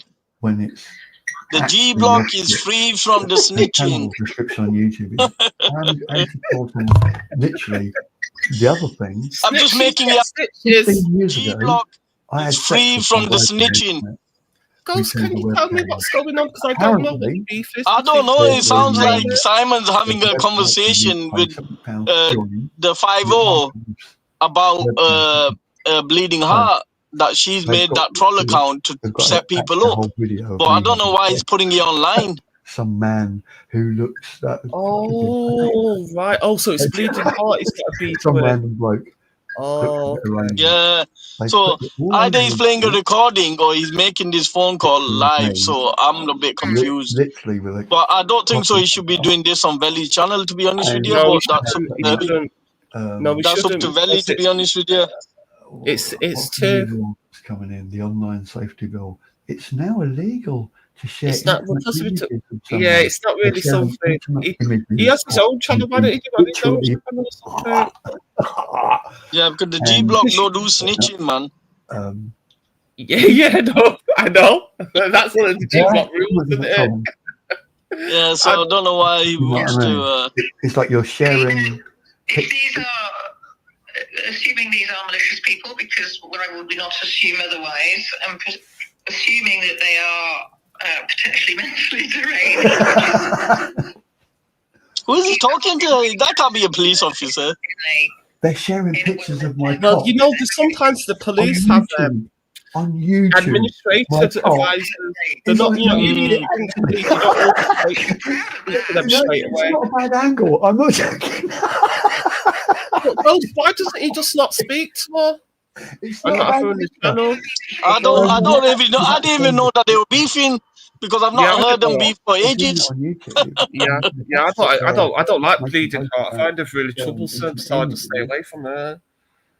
Well, I think it's more than bleeding. I think it's the people around bleeding that the trouble, but she allows it. So, so is there a channel like what you call it, Trolls Life Matter? Is it like? Yeah. Bleeding Heart, unfortunately, is going through a midlife crisis. She thinks she's a bloody gangster teenager now in her 70s. Work together in an online setting. And crazy don't work together on an online setting. You know, it's like it's very good. It's a bit boring as well listening to this. Correct, they're malicious. No, make it up. Yeah, dupes. Maybe Simon could play it another time. I'll ask the people in the comments. Do you want to listen to this Simon's call? Does that make me a bad I don't know. I'm interested in listening, but half of them are not. I personally, I think we should carry on the conversation that we was having. I would be more interested if Simon tells us who Alan Merritt is. Simon, who's Alan Merritt? Who's Alan Merritt, Simon? Take a few of the bastards down with you. Is the sort of approach that I'm hearing. It's not really relevant to this channel or this thing. I don't know. I think we should just continue our conversation over there, Betty. Otherwise, we can't mute him. We can't kick him off. Yeah, so I think if we carry on talking over it, maybe we can drown it out. So what I was interested to know is who is Kanye video then? Yeah, but if it's got no sound, yeah, you can play it. Oh yeah. Unless you can get another video and play that instead. Okay. If your screen is still shared, you might be able to play another video. I know. What about the crying baby? Let me do crying baby sounds. Crying baby. Oh, what about Baby Shaq? Oh no, Baby Shaq will get us in trouble. No, don't be doing that. Oh man, I've had so much. I'm sick of listening to that. When my little one used to listen to it all the time, man. Oh. Sick of that one. Baby Shaq. All right, Simon, you gone quiet now. Why were you playing that, Simon? What's going on? Like, why were you playing that? Who's that woman? Is that a police officer? You know we don't do snitching on this channel, Simon. Oh, let's just go back to what we're thinking. So what were we talking about, Ghost? You know, he's gonna, It was on about all Tommy's drug problems and the grift. Yeah, the grifters. The grifters. The grift. We was on about the grift. We was on about the grift that Tommy Robinson done. But either these people are 100% genuinely racist or they're really stupid if they support him. There's only two ways around it. Either you're a full-on racist or you're really dumb. Yeah, so I think some of the people will have coke addict like him to be a cokehead. Some of them will be like Tommy. They want career criminals.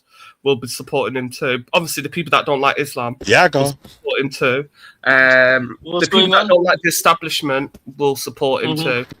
Oh yeah, thing is, because Simon was playing something that we couldn't. He wasn't explaining what it was, and it was a snitching thing. He was reporting somebody, and he wouldn't talk to Ghost. Damn. I don't know what was going on, man, but I would rather Simon just discuss. Lord have mercy. Yeah, I was saying that, like, no live snitching. But the issue is, Simon was on about something to do with that Jack account being bleeding and then trying to set people up. So I don't know why he took that to the extreme and then was calling the 5-0 about it, or I don't really know what was going on.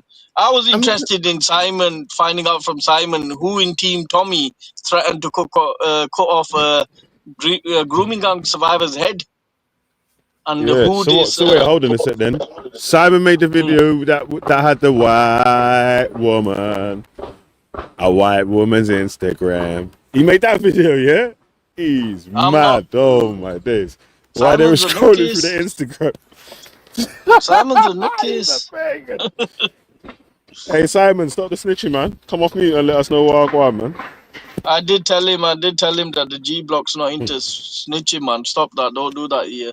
No itching, I was saying no snitching going on here, but no itching, cuz. Yeah, I couldn't play the video on Kanye because they couldn't hear it. They couldn't hear it because I'm only on my laptop, so we had to change. Yeah, because they couldn't hear it. Game is saying, Gumi has told people to snitch on this channel, for fuck's sake. Remember, Report Valley, I think you should all go over there and report him. Mate.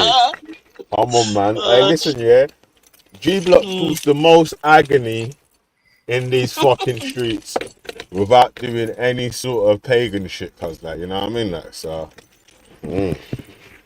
Luke saying no Valley. He's saying Bleeding made that video. He's saying Bleeding's changed an old account to Jack. I'm not going to read out the surname.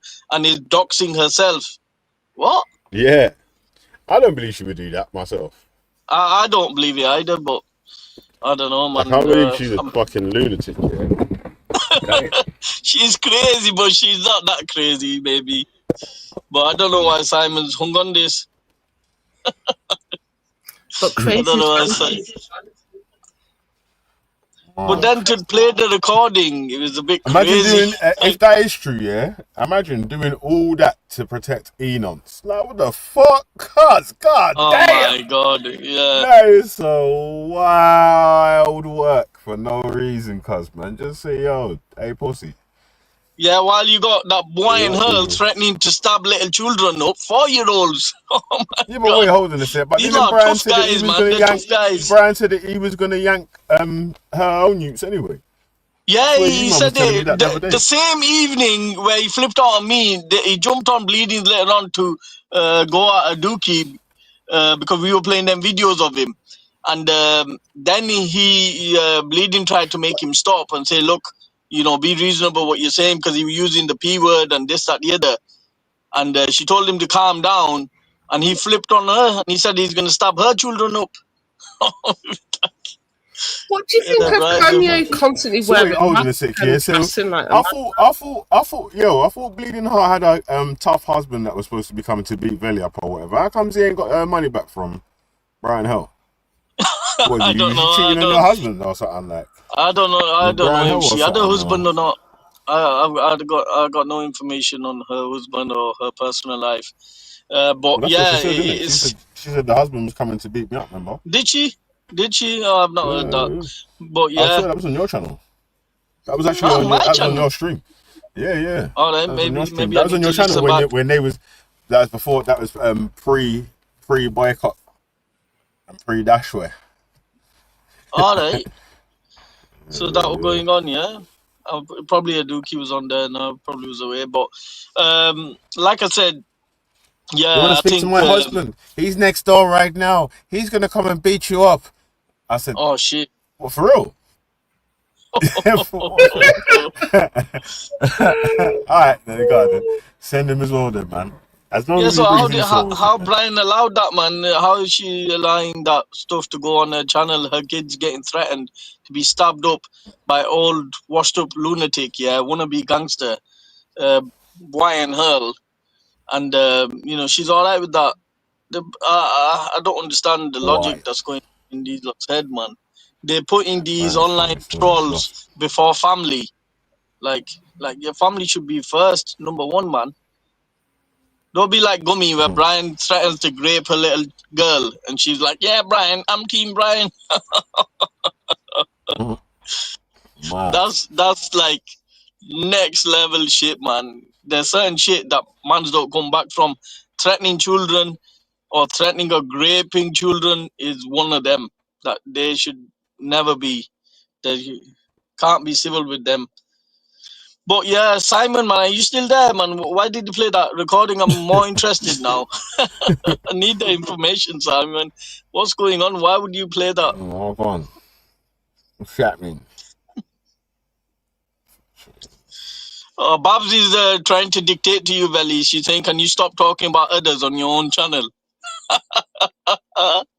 So Babs is trying to dictate what should be spoken about on this channel. Is that right, Babs? Do you want to dictate? Yo, that don't even make sense anyway, because that's literally the only thing that Babs does if she goes live, is speak about other people. Oh, Veli, he's a black supremacist. Veli is a bastard. Yeah, he's like, fuck Veli. Veli, you're sick. Then she's like, hello, Veli. Big up, Veli. He's a black supremacist. All lines and using chatty shit. I'm never part of that team. I never hardly used to go on the channel, if you remember. They do late nights, man. I be in bed and asleep for 11 o'clock. I wake up early, man. I've got a life. I've got a job. Like, I can't do these late night streams, man. So, yeah, they used to jump on my channel. That's no lie. But I run an open platform. Anybody's allowed to jump on the panel. So, yeah. Ghost. I heard all dogs go to heaven. Have you heard that? Have you heard that before? What's that? All dogs go to heaven. No. I've not heard that one before. That's a new one. That's a new one. That's a new one. Just say it still, you know? Just say it. But Babs, your own daughter calls you racist. How can you go around calling other people racist when your own daughter calls you a racist? Like, that's just like peak. So they believe that you're a racist. You must be using the P words and N words and stuff like that for them to come to that conclusion. Or do they just come to that conclusion like the excuse that you've made now, that remix that you've done, that they do that because you spotted Tommy? It's weird how all these racists, when they get called racist, it's only because they support Tommy. Like, they've been learning of Tommy, yeah? Yeah, he's got black friends, and he's part of the BNP. They have a go at Boris. Man trying to sign up to BNP with Street Max and Danny Roscoe. They didn't let Danny and Street Max. Wendell was outside in his whole. They're not coming in. They're not coming in. Look, mate, you're not welcome tonight. Yeah. Yeah. Not your light, lads. Way outside. And Tommy didn't know that this what BNP was about. Like, it was clear what the BNP stood for. But even that's a pagan thing as well. Have you ever been to a rave with your brethren? Your brethren gets into the rave and leaves you outside. What? Pagan business. Oh my days. It just left you outside the rave. No, he left you waiting, man. Pagan business, cuz. Oh my days. He said, here, hold my car. These times here, you got through and you left me outside, and you expect us to be brethren after that still?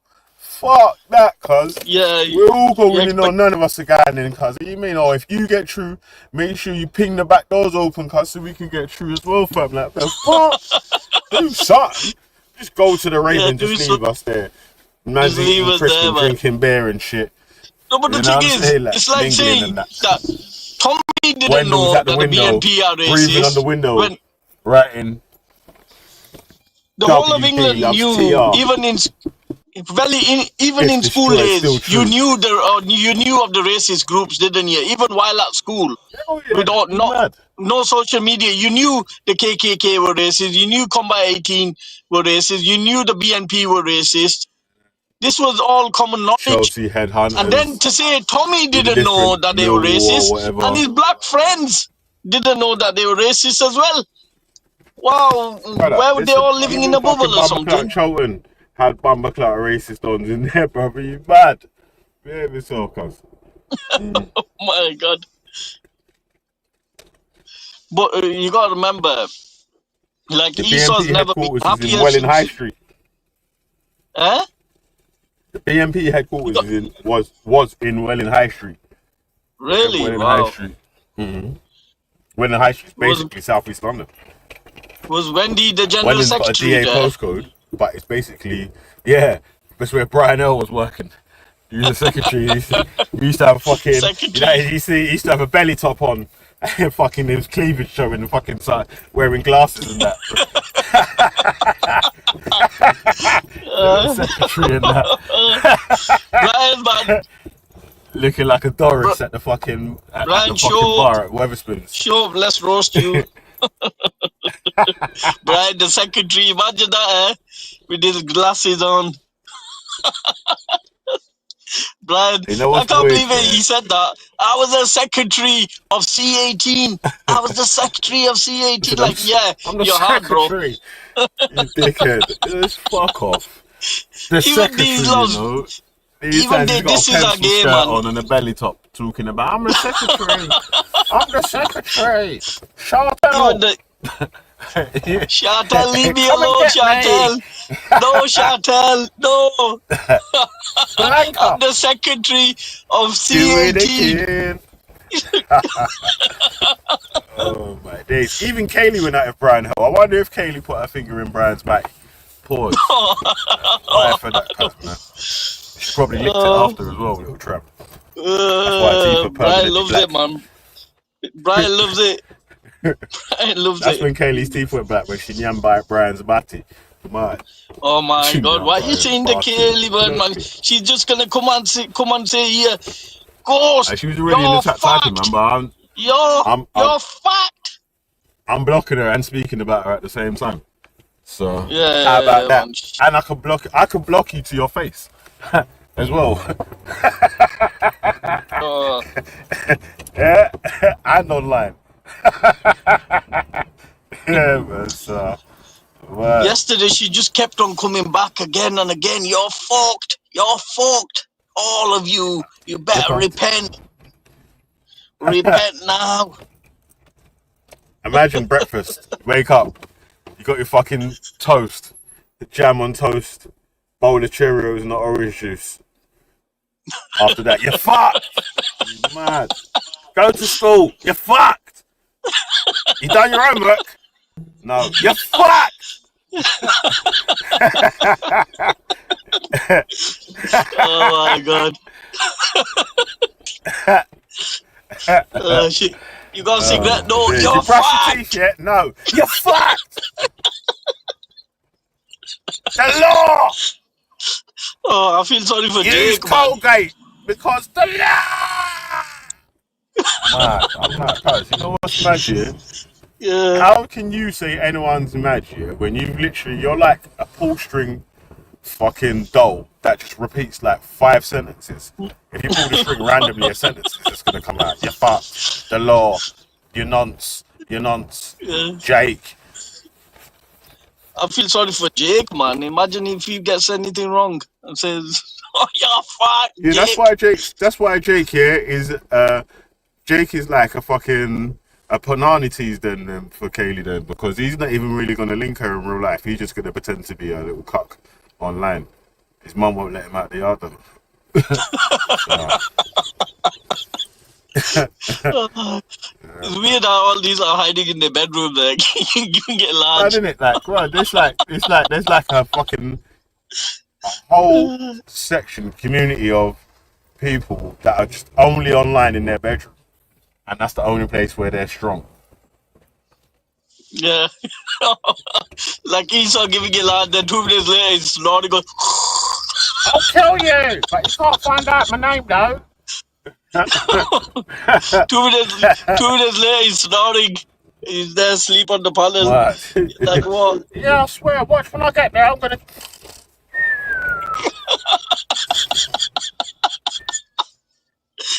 Bitch is just snoring.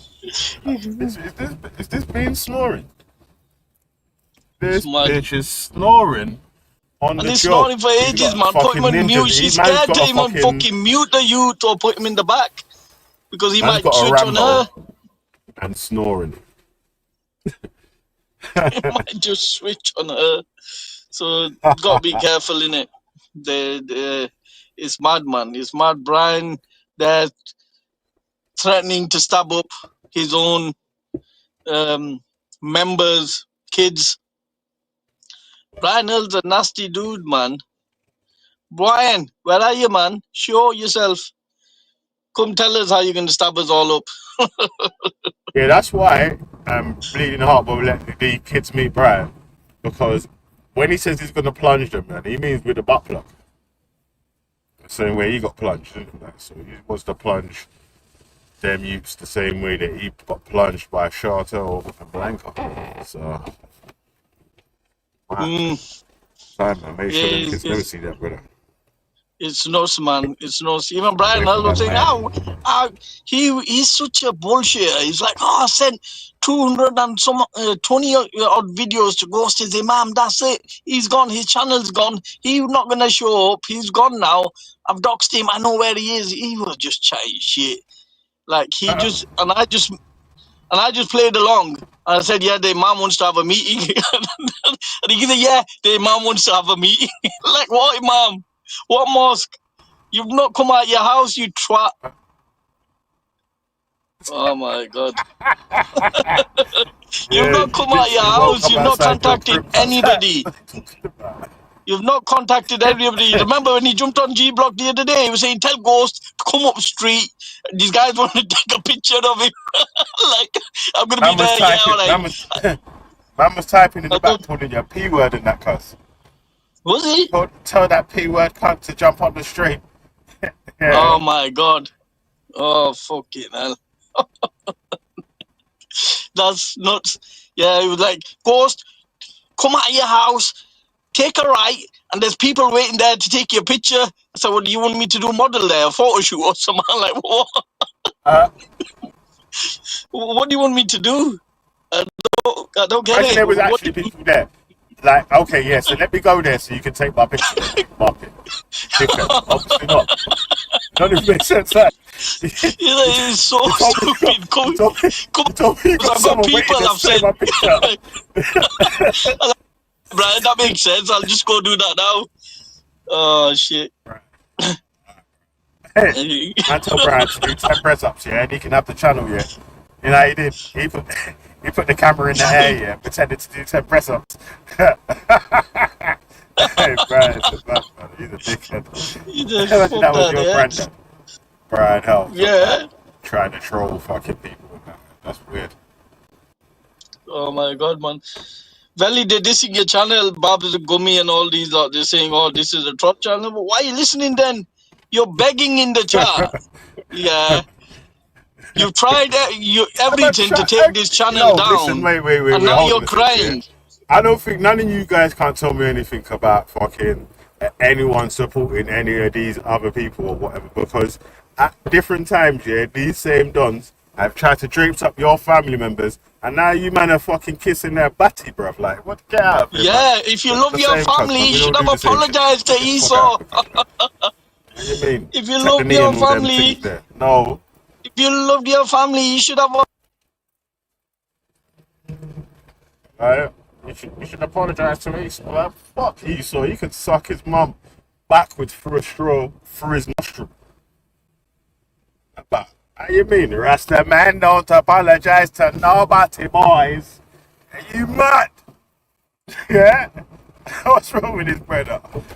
Fucking apologizing to no pussies like Esau, Aitsubi, Brian the butt plug, and Mr. Unknown. That Mr. Unknown's a weirdo as well. Yeah. He's a black Hebrew Israelite whose master is a white supremacist. Like, the fuck's wrong with that guy? Are you okay?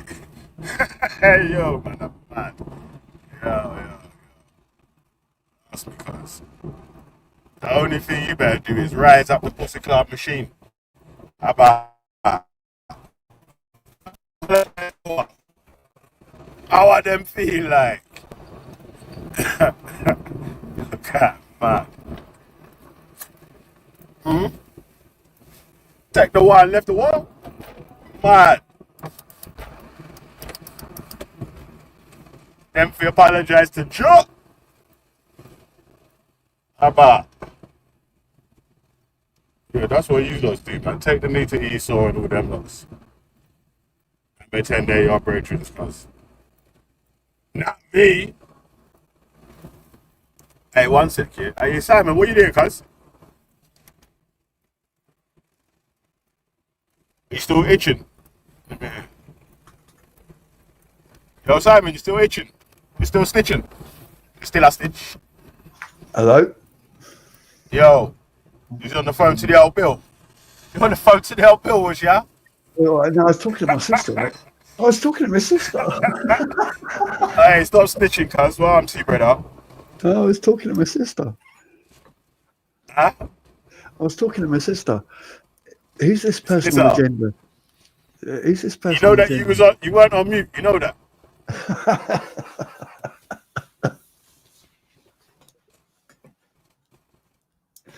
While I was talking to Angela. You weren't on mute when you were saying he's made a channel of her own son. Okay, no, she has. And all that stuff, yeah. So yeah, no, she has. I'm I's a cunt. I's a cunt. That's me. So I know which videos have been struck and by who. And Jack Travers is Izzy. She's using her own child's picture as troll bait, exactly like Brian Hill did. I've got the receipts. Actually, Mate, I don't believe that one. I think you might be wrong. I've got the receipts. But the receipts, but what's the receipts? The strikes from Jack Travers. Of the receipts. The format.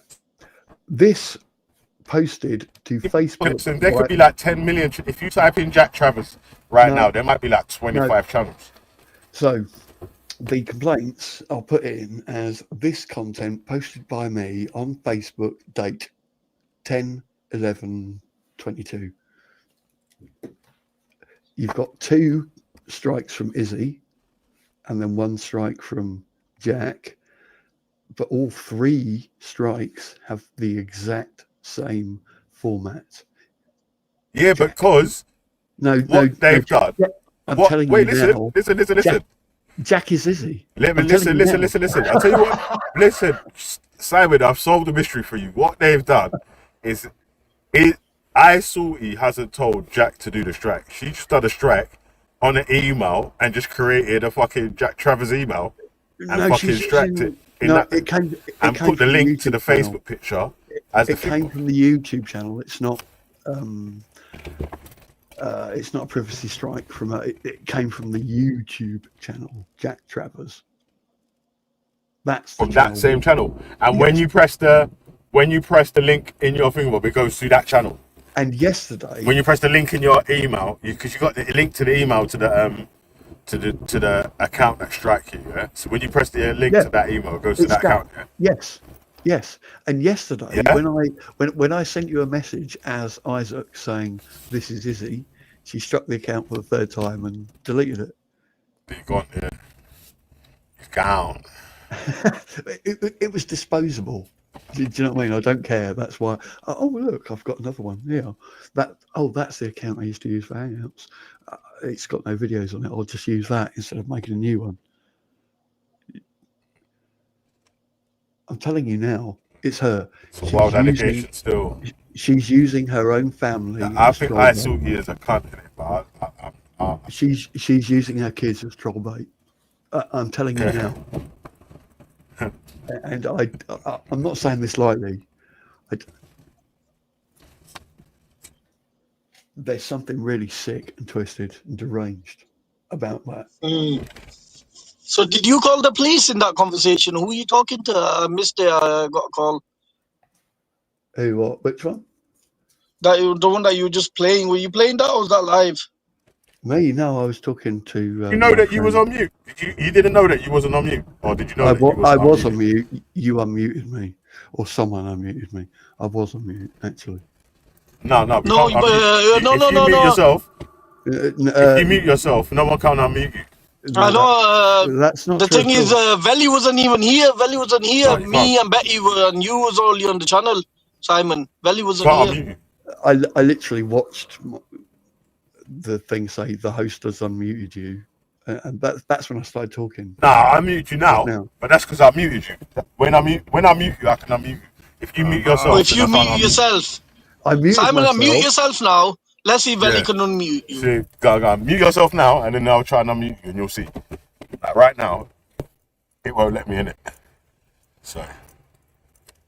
Yeah, because that protects you in case you're having a private conversation and the host just unmutes you.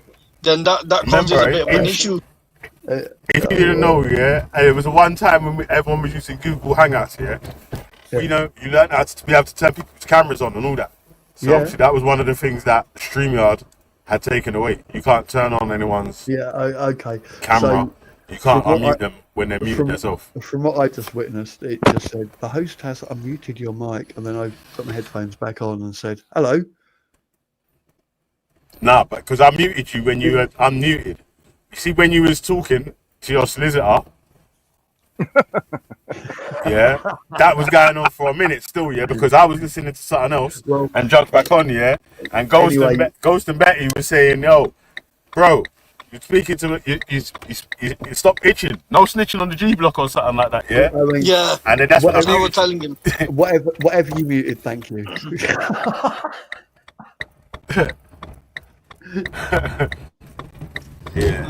Mad Simon, you're a nutcase. I am a complete fucking nutcase. Dry snitched on yourself still. Yes, but Simon, do you know who Alan Merritt is? He streams on Wake Up UK for Jason. He's an old man with a grey ponytail that I took Banksy to speak to once because Jason asked me. How come everyone saying that he's a Yahtzee and all that? I don't know. I thought that Wake Up UK Don was Jupiter's brethren. That's how I.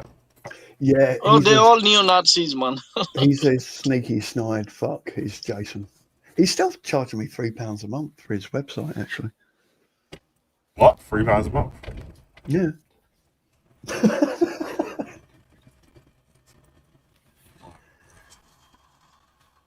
Yeah. So apparently, what did Kaz do?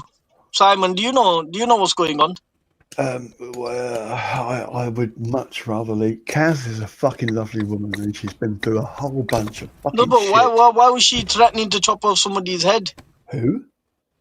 Kaz? Allegedly. Yeah, apparently she's one of these grooming gang survivors' head. I've heard through the grapevine. Who? Literally, Kaz. Which Kaz? Could you clarify? Because Kaz, the one that organizes and helps with demos for Tommy. Oh, Kaz with the K. Kaz MC. Yeah, with the K. There's two Kaz. KKK Kaz, yeah. There's two Kaz MCs. All right. I got confused, actually. Yeah, no, but there's two of them. So what's going on there then? Don't you know what she did? I've got no idea. No, tell me. Apparently, she threatened to chop off the head of one grooming gang advisor, and this Alan Merrick guy, he called them out, and there's a bit of a kickoff going on currently in the Team Tommy camps, the racist movements, about what she did, and some people are backing Alan and some are backing them, so it's all gonna come Well, to the public. they're all on the losing side, I think. There. Hey, Sorry. whoever that was, yeah. I think that's Enonce there still.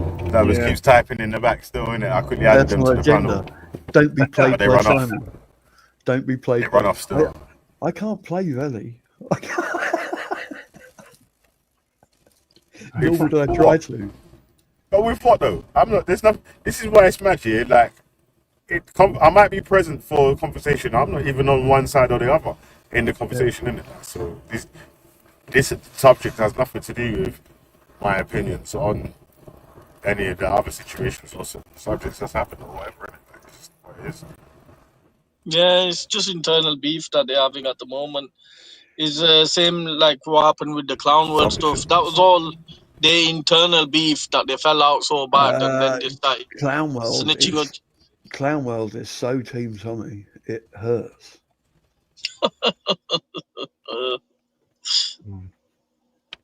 Mad. But yeah, I think I need more information on this stuff, man, to do with the Alan Merrick guy. So Simon, do a bit of digging and come back to us, innit? Just make some calls, man. I know you're linked up with the movement, aren't you? Are you still friends with Ginger Tony? No, do you want her address? No, I don't want nobody's address, man. I don't want nobody's address. Nah, don't do nobody. No. Yeah. What We're I'm not saying into is, that shit. I did say if you dox me, I'm gonna dox you. Yeah, I don't know how you got her address or whatever, man. But you don't want that. Yeah, no, I don't want it either. I just don't want to be threatened. I don't want to be threatened by Jenna Lennon's lesbian lover. Lesbian lover. So she cheating on Tommy with a lesbo friend, yeah? So I heard. Oh my God. What did you say, sorry? So I was reading the messages in the back still. He said Jenna, Tommy's missus, is having a lesbian affair with somebody.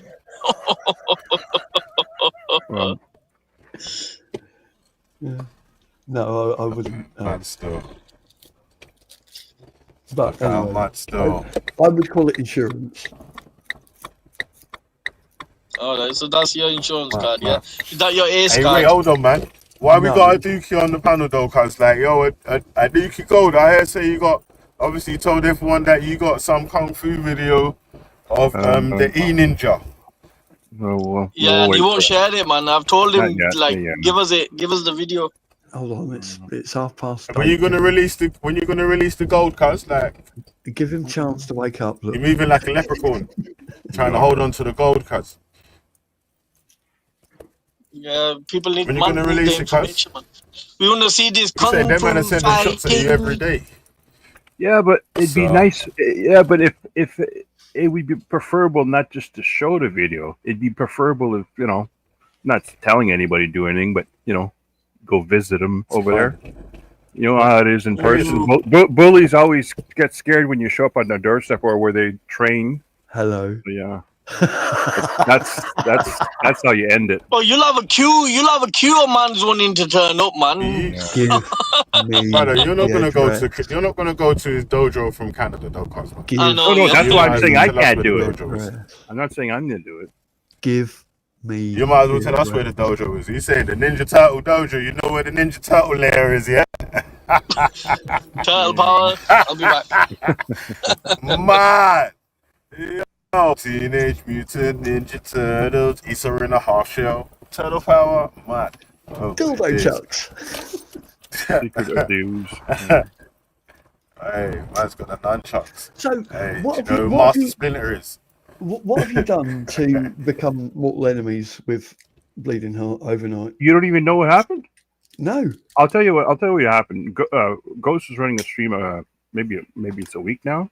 Strawberry Atheist had posted something about to Ghost saying, like, I mean, I got a screenshot now, but anyway, basically, Strawberry Atheist was saying this person and that person are going to strike you, Ghost. I honestly thought it was fucking, because he's using a name I've never seen before.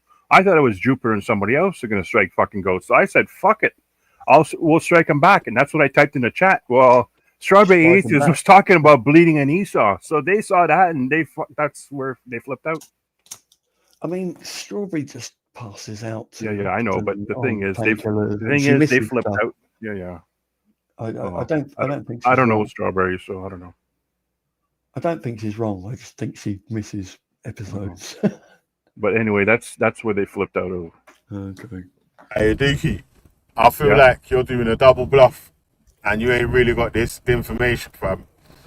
You're just like trying to flirt, make my man feel like raw. You could get exposed in it, so behave yourself. But, I mean, say to that? What do you think about them using children's images? Bearing in mind, I have reported them to the police, 2 years ago for doing the same thing. They're doing it to Velly now.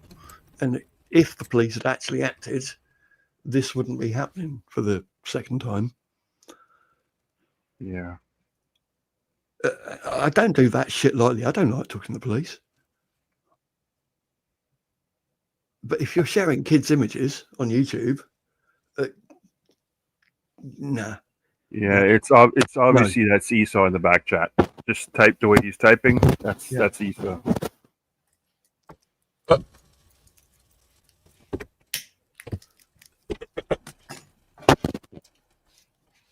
You can argue with people all day about political stuff. The minute you start fucking threatening to harm their children, their parents, I've got no oxygen for that. It just needs to die.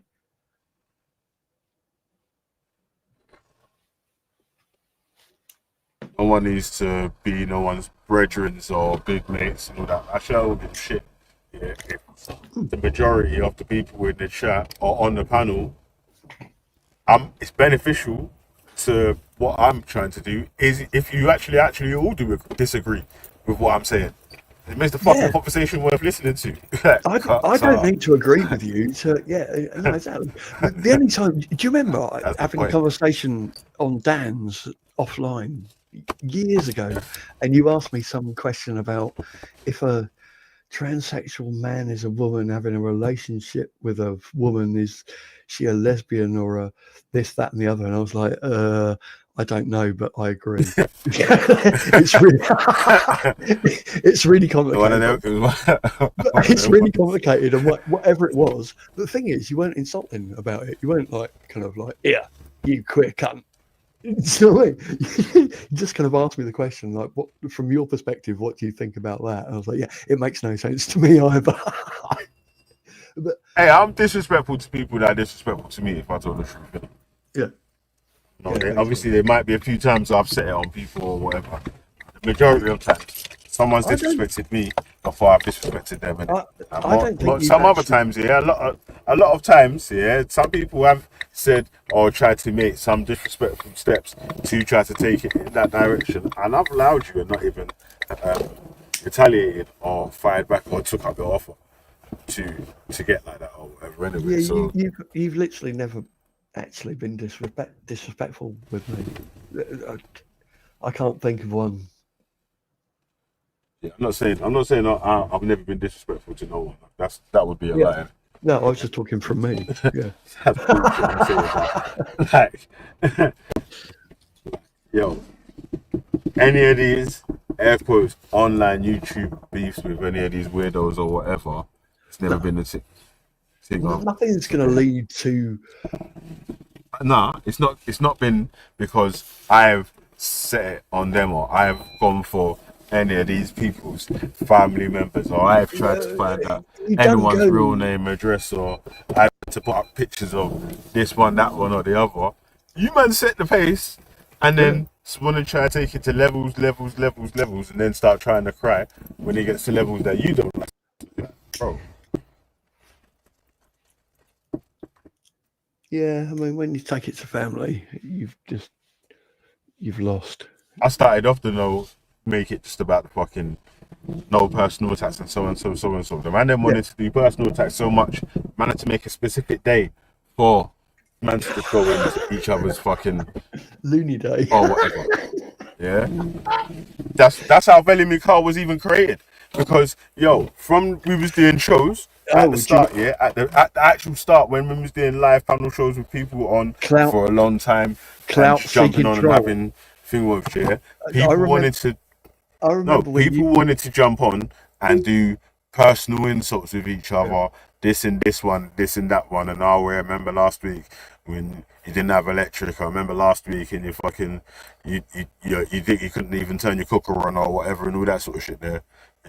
Bare times I always had to jump on from Monday to Thursday to say to people, out the personals or whatever, like get back to the topic, and then till the man then wanted to argue and beef so much that man said, alright, cool, just do Fridays then. You lot can I won't even jump in to tell you lot to stop beefing it. Yeah? How about that? On Friday, I won't even tell you lot to stop beefing, innit?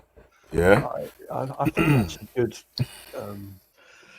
tactic to take as a channel person. Do you know what I mean? You can't get involved in everyone's fucking beef. And just stepping out of it, letting them all just get it out on a certain day of the week. Yeah, it's probably a good thing.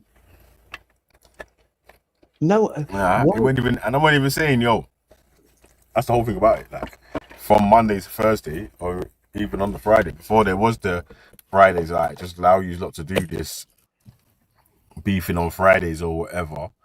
Mum was telling people like, allow that, stop the personals, just stick to the topic. Yeah. No personals, this, that, and the other, stick to the topic. Blah, blah, blah, blah. I don't care what your family are. I don't care about your daughter. I don't care if she skips for cancer. Like, just, yeah. They've taken it beyond. They've taken it beyond. All these so-called victims, that acting like fucking crybabies and victims and all that now. It's weird because when you were setting pace, you didn't seem that much of a victim, innit? It's like you're only a victim if you get attacked in retaliation. You can't be a retaliation victim because, you know what I mean? Sometimes you defend someone and then you end up being a victim. I've noticed that. I'm a complete fucking social justice warrior on some level. I don't care if it's some fucking total left-wing fucking vegan Jake or if it's Lucy Brown. Do you know, like Tan sending pictures of his cock just after he's come, so to Lucy on a Sunday morning. I don't agree with Lucy Brown's politics in any way, shape, or form. I don't agree with her politics. However, I don't think as a female she should be receiving unsolicited images of a cock that's of a small Malaysian cock that's just ejaculated on pictures of her. That's literally what he uploaded on his Google Drive, and I sent it to her, and that's why he got arrested and deported. It's literally in the court documents, the folder of videos I gave her. But I don't care how right wing she is, but I'd still defend her. Do you know what I mean?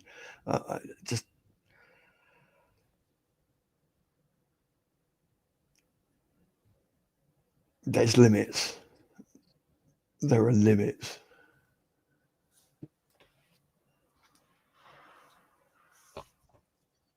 Yeah, I'm just saying that.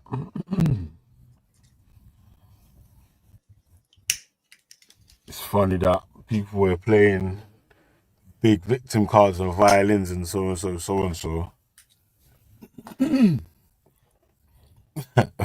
It's mad still, man.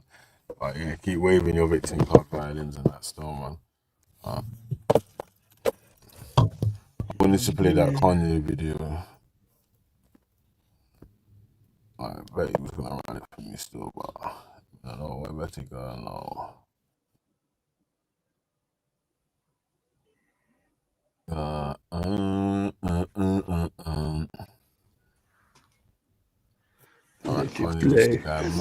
You know when someone's gone nuts, and he was being exploited by who's that fucking weird queer Milo. That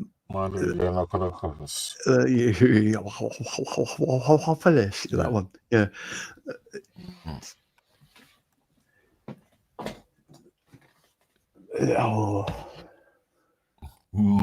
What am I saying?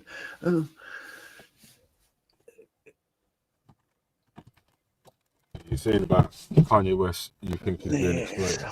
Yeah. They know he's not right. Look at Based Amy.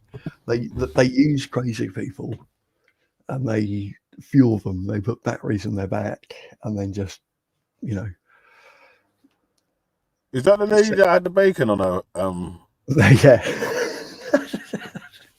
Bacon lady. Bacon Amy. Yeah. What? They use insane people to fight their battles for them online and on the internet. There's a couple of cases of that going on currently. Yeah, well, Kanye West is saying, see, like you're saying that's what he's saying about everyone else. He said, these men are all being exploited. That's why they can't say what they want whenever they want. That's why I'm making wild statements, because you can't cancel me. I'm uncancelable. But why are you wearing stockings on your face? What's going on with that? It's just fucking mental. Oh, it's bad. That's what you know, like. This is when you know it's a mad thing, yeah. My man's got a diamond swastika and a black leather KKK uniform. Oh, God, that's just so, like, it just belongs at a sex club. It's some kind of fetish. It doesn't belong in the real world. Wow. It doesn't belong in the real world. Anyway, let me play some more.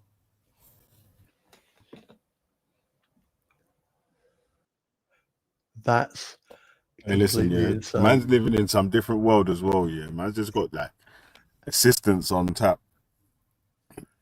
Yeah. Could you just rub me up a black KK hood up? Just make sure my KKK uniform's fitting correctly, please. I just need to look in the mirror.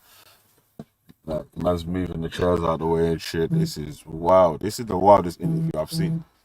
Like, you know what? Yeah. Kanye West is mad still. Yeah, like it's a thin line between fucking genius and madman still, man. He's just crossing the lines and just dancing over him. They're quite closely related. Yeah, they are. He's just dancing all over the lines, like, well, man, fuck the genius, man, fuck the crazy. You know what I mean? Well, there's definitely artistic. I said, when did Melly do a video with academics? He's a dick. Yo, that's always mad as well, yeah. These men want me to be a Nazi, black supremacist, a white supremacist, a Muslim, a far-right anti-Muslim guy at the same damn time. whatever one we select today. Live in a mad world, man. Can I be a cunt supremacist, please? You are one. You are one. Thank you. Yeah, but what I'm saying is, like, it was mad the way all the Tommy lot were backing Kanye. Go on, Kanye, when he was dissing the black people, and they were like, yeah, Kanye, yeah. Team Tommy was there. We are all Kanye. And next minute he started with the Jewish question. Hey, and that's how the man them used to be on G Block before Ghost, yeah, before Velly used to debate and discussing it. When I just used to allow you not to say what you were saying and just like try to be neutral and not have my opinion aired or whatever. Yeah, no, Velly's the best. We love Velly, you know what I mean? Oh, Velly. Yeah. Valid. I remember, yeah. Remember, man put me in the fucking Tommy Robinson picture and shit. You know what I'm saying? I even heard Gumi the other day say remember that she's not Carnan's gonna leader done a save your boycott show on no that, more, cuz. Remember them days there? Belly. I heard Gumi say that she's not gonna come and save your show no more. One second, Khan. I heard DC Brad and that. This is Muslim on Muslim crime. I'm not. It's DC Brad that fucked up the whole shit. But everything's ticking over nicely for years. They're skirting on that thin edge of we're pissing off the Muslims, but we're getting like a response out of them. And then DC Brad fucked up the whole Brad thing. just starts £100. Hey, remember when DC Brad started doing the £100 super chats, $50 super chats, $100 super chats, talking about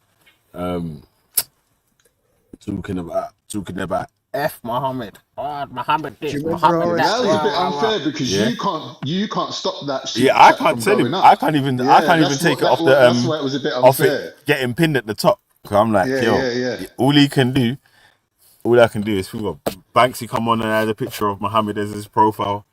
He is mad still. No, Banksy's a little twat who don't. He's hanging on the back end of DC Brothers, you know. Banksy really thinks Iran's gonna get tumbled by Israel, and they're gonna like hand the country back to Banksy. Yeah, he really thinks that, you know. Banksy wants all immigrants deported apart from him. Like deport every ghost. Everybody deported. All G block. Anybody's. Banksy pretends to be innocent and he claims to not know what's going on. Israel and America's gonna bomb Iran, but he does. And then they're gonna phone up Banksy and say, "Yo, Banksy, come back. we need you to rule Iran. Come back, Banksy." No, just fucking. We got less gazy here. Less batty boys. Let's play keep, deport, or shoot in the face metaphorically. Oh my god! It sounds here, yeah. Banksy's gonna talk about deport him all the way to the boat. Yeah, until he's on the boat in the River Thames. Yeah, and then they can kick him on here as well. Shit. Well, I mean, he'd just lay the red carpet out for Ralph. Ralph will be the captain of the ship. That's what when he turn, Ralph will turn around and smile. Ralph will be driving the boat. Yeah, when Banksy realised, Ralph will turn around and smile. Banks has been on a stream with me talking to Ralph when Ralph said truth is downstream of morals. Truth is downstream. Truth is downstream of morals. You gotta rate that still. I can lie to fuck you up. Okay, you just it's being a liar. Banksy knows exactly. What was he done? The fucking guy. Man's the Iranian Ron Jeremy. Imagine snivelling to try and be Danny Roscoe. Sorry. Imagine snivelling to be Scott Tomlin's cameraman. He should grow the side hair long. Scotty, can I be your cameraman and can I post videos about your trainers? Oh my god. Trainers? Bloody trainers? Scotty Tomlin's trainers. The ones with Barbie on. Hey, yo, he's on about Danny Roscoe, yeah. No real names. Doing that. Yeah, you gotta start doing that though, bro. Man. You call the people by the YouTube handles when you're on. We're on G Block. We do this with no stitching and itching. I'll call him Danny Roscoe. Yeah. Yeah, call him Danny Roscoe, the idiot. I mean, if he posts on social media using other names, what should I call him? Just YouTube name. On YouTube, just call him Danny Roscoe. Okay. I'll just use the handle. Yeah. That name Roscoe reminds me of man. Dukes of Hazzard. One of them kind of names, isn't it? Roscoe. Bossog. See, Danny, the DEI works around here, mate. Yeah, diversity. Yeah, Danny, man. Yeah, no, I'll tell you what. Danny Roscoe said with his fourth YouTube name, Simon Lord is shared images of my children. Public. That has never happened. True. That's a lie from him. He's made that accusation against you a few times. Yes. So you might want to. Yes. He makes it against anybody that goes against him. That's his new go-to card. I logged it. Who has? Wait, did anyone share pictures of his children though? Did someone share pictures of his children? It was Team Tommy members. It was ex-Team Tommy members. It was an internal shit between them. Yes, you're right. Yeah, it was. So someone did actually share pictures of his children. However, I have that's a liberty, isn't it? shared pictures of anyone. Yeah, and we condemn that. But the thing is, this is what Team Tommy do. This is what Team Tommy do. You shouldn't be. People shouldn't be sharing people's family pictures. 100%, 100%. Nobody should be sharing anybody's children's pictures, regardless of what you think of them or you hate them or like them. But this is what Tommy lot do. You got to remember, Tommy turned up at a woman's house. Tommy turned up outside a woman's house trying to intimidate her. Oh my God. Do you understand? This is what Tommy Robinson movement's about. It's all about snitching, doxing, threatening, intimidating. Yeah, this is the movement in one. Yeah. What you said, that you linked up with the dons that shared the picture, and he's trying to pass the sharing picture thing onto you as well. Guilt by association. That's what it is. I'm the person that uses my real name. Yes. So they shifted whatever happened to me. To get you prosecuted, basically. Well, I mean, you're the weakest link. I just said, please post evidence. There is none. Yeah. Literally, my name's Simon Lord. I've not shared any images of your children, and the fact that you're distributing my real name, face, and image on Tommy Robinson Telegram channels, you're literally putting my life in danger. You are literally putting my life in danger. So when you say if they share it in Tommy Robinson channels, so are you saying the Tommy fans are so extreme that they would kill you? Well, I think they definitely try and kill a paedophile, yes. Not just Tommy fans. Do you know what I mean? But they need to look to the right and left because there'll be one standing next to them at the demos. Probably, yeah. To the right, to the left. Hey, you guys, I've got to leave you on the panel, yeah, because I need to go and do some work, man. This is why I really ain't doing panels in the daytime, and if it takes long to fucking do jobs like, you know what I mean? Like, and chat shit at the same time. Work comes first, man. Money comes first. Doing work at the same damn time. You hear me? All right. So yeah. So let us probe Simon for a little bit. What? Allow it. Pause. Simon's getting excited. Okay. Simon, no, we mean in regards to this Team Tommy and ex-Team Tommy and. You can probe me as much as you want. Go on. No, Simon, behave, man, behave. Haram. Let's keep it halal. Well, I meant intellectually. I meant intellectually probe. Go back to Ramadan. Go have your king's meal. That was classic. Go back to Ramadan. Go back to Ramadan. Go eat your king's meal. But like I was saying, so Simon, like what I tried to tell Roscoe is that don't involve other people in this. This is your Team Tommy internal bullshit, yeah? That's your internal shit that you lot are doing to each other. Yeah, don't blame us for that. Like, we will speak to anybody, right, that comes and goes on these channels. But what you guys are doing to each other is all Team Tommy shit, man. Like, are we saying that Team Tommy didn't stalk a journalist? I'm telling you now, they're worse than any left-wing, whatever you want to call it, any opposition, Muslim, this, that, that. Ginger Tony had James Goddard followed. She literally, and then she blamed somebody else. And they took pictures of James coming out of his house looking like a pile of dog shit in a red jacket, and then messaged it. It's like, so you do actually put people outside of people's houses. James made it. I don't like Goddard in any way, shape, or form. When Based Amy started saying you're not even allowed to see your own child, that I made a video about her because she's a cunt, and James phoned me. It was just before, it was literally 2 weeks before Mark Collette went to his house. And I said to James, you need to remain independent. Don't back Mark Collette.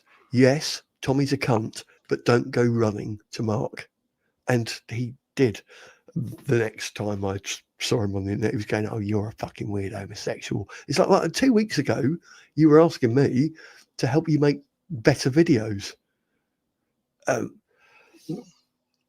Yeah, 100%. 100%. This is what I mean. This is Team Tommy tactics. They see Tommy Robinson doing all this fucked up shit where he'll turn up to people's houses to intimidate them. He got done for stalking a woman. This is all Team Tommy tactics.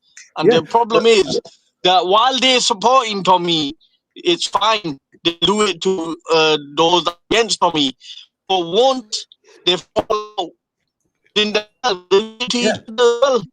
right, so there's no loyalty here.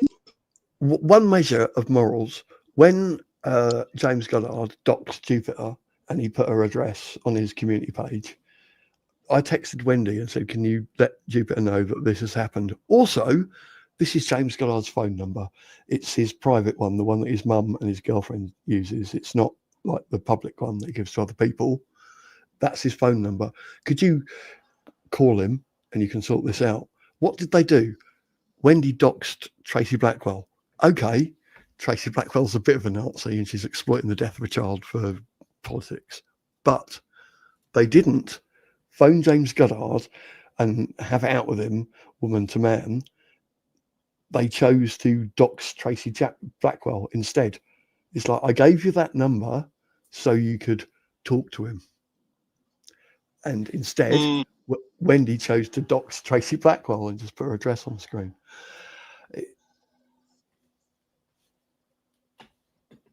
Yeah, it's mad. It's absolutely mad that these lot do it to each other. Remember, James Goddard was all Team Tommy days, and he was on the marches. He was making the speeches. He was doing a lot of shit, man, until they fell out. This is what I mean. They're all the same. And when they fall out, James Goddard, Dinman, when they fall out, then it's all fair game to each other, innit? Do you know what? It's all one bullshit. Thing you can It's tell all bullshit, about, man. It's all Tommy Robinson's. One thing you can tell about people, having spoken to Danny Tomato face to face, he doesn't look you in the eyes. He looks up and to the left. He looks above you. He can't make eye contact during a conversation. There's something. Yeah, because he's gonna lie. Really suspect. There's something really suspect about him. He literally can't maintain eye contact during a conversation. He's looking all past your head. Mate, this is why he kidnapped the wrong guy. This is why Tommy Robinson's team are so pathetic. They kidnapped the wrong guy, man. Do you remember when kidnapped the wrong guy? Do you remember when all those photos of what's her name, Jade, his missus came out? I mean, literally battered black and blue. Battered black and blue. I know. That would disgust him. And whatever I think of him, he had no right to fucking beat that woman up like that, man. He reduced her to being a crackhead. He confessed that to Tommy. Yeah. Tommy recorded that conversation and then put it in the newspaper. And put it out. Yeah. and the only person that could have recorded that conversation was Tommy. Where's Tommy Robinson? Oh shit! But this is what I mean, man. People that support Tommy are just fucking stupid, like pathetic, racist, stupid idiots. Like the man will throw any of you lot under the bus if needed to be. Danny Tomo is right-hand man who's in charge of me, and they're in bed together again now. Like, they're all made up now until they've all got dirt on each other. They've all got recordings of each other because they don't trust each other. There's no trust within the movement. I've got a voice note from Helen Gower saying you will be tarred with the same brush. Oh, you mean the pedo brush? You mean you're Helen going in a to wheelchair tar me? making threats, man. Fucking hell. You're going Hell to Gower, tar the old... me? Yeah. The old racist. Oh my god. Vile cunt. Like, she's a fucking horrible. Yeah, but vile cunt. the thing is, the whole movement is toxic. They've all got dirt on each other. They all hate each other. They all want to be number one. Yeah, it's a Mexican Like if standoff. you look at it, yeah, if you look at it, Ginger Tony's now dissing Paul Torp. Gummy's on the licking Ginger Tony's minge. They all fucking at each other. They all at each other's throats. Yeah, when Tommy's in jail because they all want to be the lead in the movement. So they're all nasty, man. They're all nasty people. Maya Horrible Tusi. human beings. Maya Tusi, what a little fucking snidey fuck. Oh, he's just a liar. Just They're a trying liar. to kill me. They're trying to kill me. I had to They want me dead. They want me dead, but I walk around freely in London antagonizing people, yeah? They want me dead. Oh, they're after me. My life difficult. Please donate. They all jumped on that donate bandwagon, innit? It's transparent as fuck. They all jumped on the donate bandwagon. They all love the donating shit, innit? Donate. Grift. That's all this movement is about. Get your wallet out, Babs. Oh, I've got lovely chunky forearms. I appeal to all the old ladies. That's literally, it's show business. It's fucking show business. We've got a cheeky faced chappy. We've got a cheeky faced chappy to head a movement. You know, Peter, you know the Irish guy who wrote Muhammad's Quran and put Tommy's name on it? Peter McClucken, whatever his name is. Yes, him. He was literally, I've got a whole set of emails between him and Tan where he's saying, I think you've got as much charisma as Tommy, and I think you could actually lead a separate kind of movement. This is why Tan is the worst left-wing activist in the world, because he actually had a couple of really relevant points, but ending up sending Lucy Brown pictures of his dick probably wasn't a good thing. He did that time. Yeah. Lucy looked at him and thought, why are you sending me a toothpick? She sent it to me on a Sunday morning. 8 o'clock on a Sunday morning, I saw his dick. And she's like, I've just been sent this. I was like, no. This Tommy movement is prophetic. Tommy went all the way to France to meet Tam. Yes. Yeah. No, yeah. And then Tam was, after a few weeks, was chucking out the N-bombs in Speaker's Corner. He couldn't make it up. Yeah, he did that deliberately, though. I could tell. He did. He literally read it off a piece of paper, surrounded by people like me and Hassan and Steve and other people. And then he went and read it agents. And then he went in front of Maku and Jedi and read the exact same words and an entirely different thing happened. It was kind of a social experiment, I think. What is it, Tam's manifesto? Yeah, but it backfired. Yeah. Backfired. Yeah. Do you know what? Big time.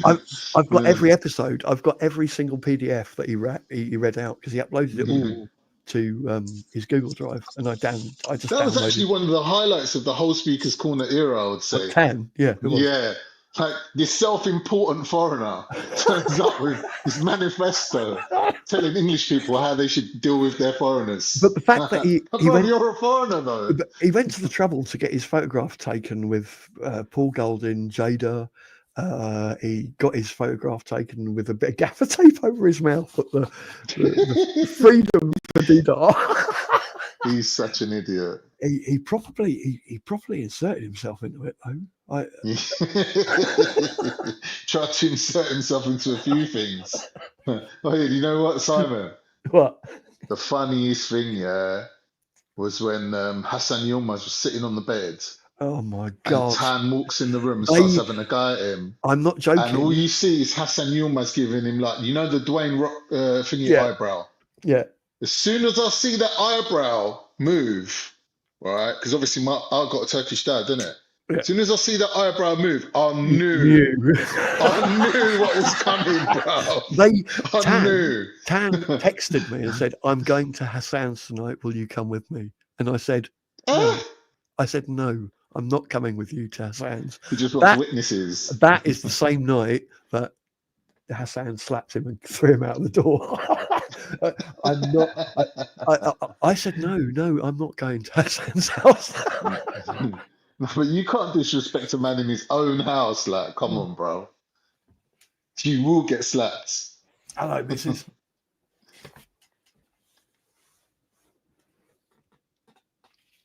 Yeah, I'm glad I didn't go there. But, however, that same night when I left Hassan's house, I did get circled by 3 black lads on Wait. bikes. What is this? Some sort of a gay thing? Getting circled? Well, I mean, not in a good way. I got circled. Sounds a bit Simon. Not in a That good sounds way. a bit suspect. Yeah, but I got circled by 3 guys. I honestly think Tan set it up. I honestly think that Tan set it up. I left. Oh yeah, I wouldn't be surprised. I left Hassan's Sneaky house, little cunt. and I got circled by 3 black lads on bikes saying, "Hello, Mr. Free Speech." Right. Why would 3 people that I don't know on bikes say hello, Mr. Free Speech to me? That's a bit weird, isn't it? Yeah. You've got to be able to read between the lines, mate. Like, Yeah. come on. Well, they all had their phones open on WhatsApp and they were all on fucking voice calls. So they were definitely talking to someone. I don't lie. Literally, if I walked out of The Hassan's thing is, with house these idiots, there's like no need to lie. They just hand everything to you. on a plate, yeah. Yeah, there's no need to lie. I'm the worst liar in the Tan got deported anyway. Fuck him. Yeah. Did he? Did he actually Yeah, get he got deported? deported because he was harassing what's her name? Lucy, yeah. Yeah, he was harassing Lucy. That's what he got deported for. But the thing is, I'm not dissing Lucy, yeah? Like, I'm not saying like I could get Lucy, but like she ain't someone to actually like get infatuated with. Like, why was he all in? Like, all right, she's maybe a 7, but like, why is Tan going on? Yeah, but like, have you seen Tan? She's a lost. It's Yeah, intellectual. but I don't think he realizes that. It's like, what it artistic. looks like. She's more of an Tan artist. looks like he's been hit by every Tan looks like branch on the ugly tree going down, bro. Tan looks like Gurdik with a suntan. That's what he looks like. Have you seen Gurdik? But he's just like 1 shade browner than Gurdik. That's what he looks like a little Aztec. Looks like an Aztec. Have you seen Uncle Roger? You just look at him and just think disgusting, bro. Have you seen that film Apocalypto? Mel Gibson's Apocalypto with the Aztecs and the geezer's got his teeth all filed down. He's got like little V teeth. Into points. Yeah. That's like Tan's ancestors. Yeah. I explained to him that actually gay men tend to call Oriental people UFOs. That's why he bought me a hoodie with UFO. Oh, is it? Ugly fucking Oriental. Oh, I think. UFO. That's deep. That's deep. Yeah. Yeah, he was my worst mistake just ever. Why were they pulling that Jedi's hair on the bus? They weren't Remember? pulling it out. Right. They were pulled his Why were hair. they pulling out his hair? Them little racist women. Because Jedi was walking them all to everyone, well, not blonde just Jedi, girl. a bunch of people were following Tan to get him out of the park, and the police tried to get him onto a bus. Well, I mean, the blonde girl who pulled Jedi's hair, Tan had stayed at her house and her mum's house in Portsmouth the weekend before. Oh, he fucked her. I don't know. I wouldn't say that, but he definitely stayed. Yeah, they did a thing. They did a thing. That's why, because you're like,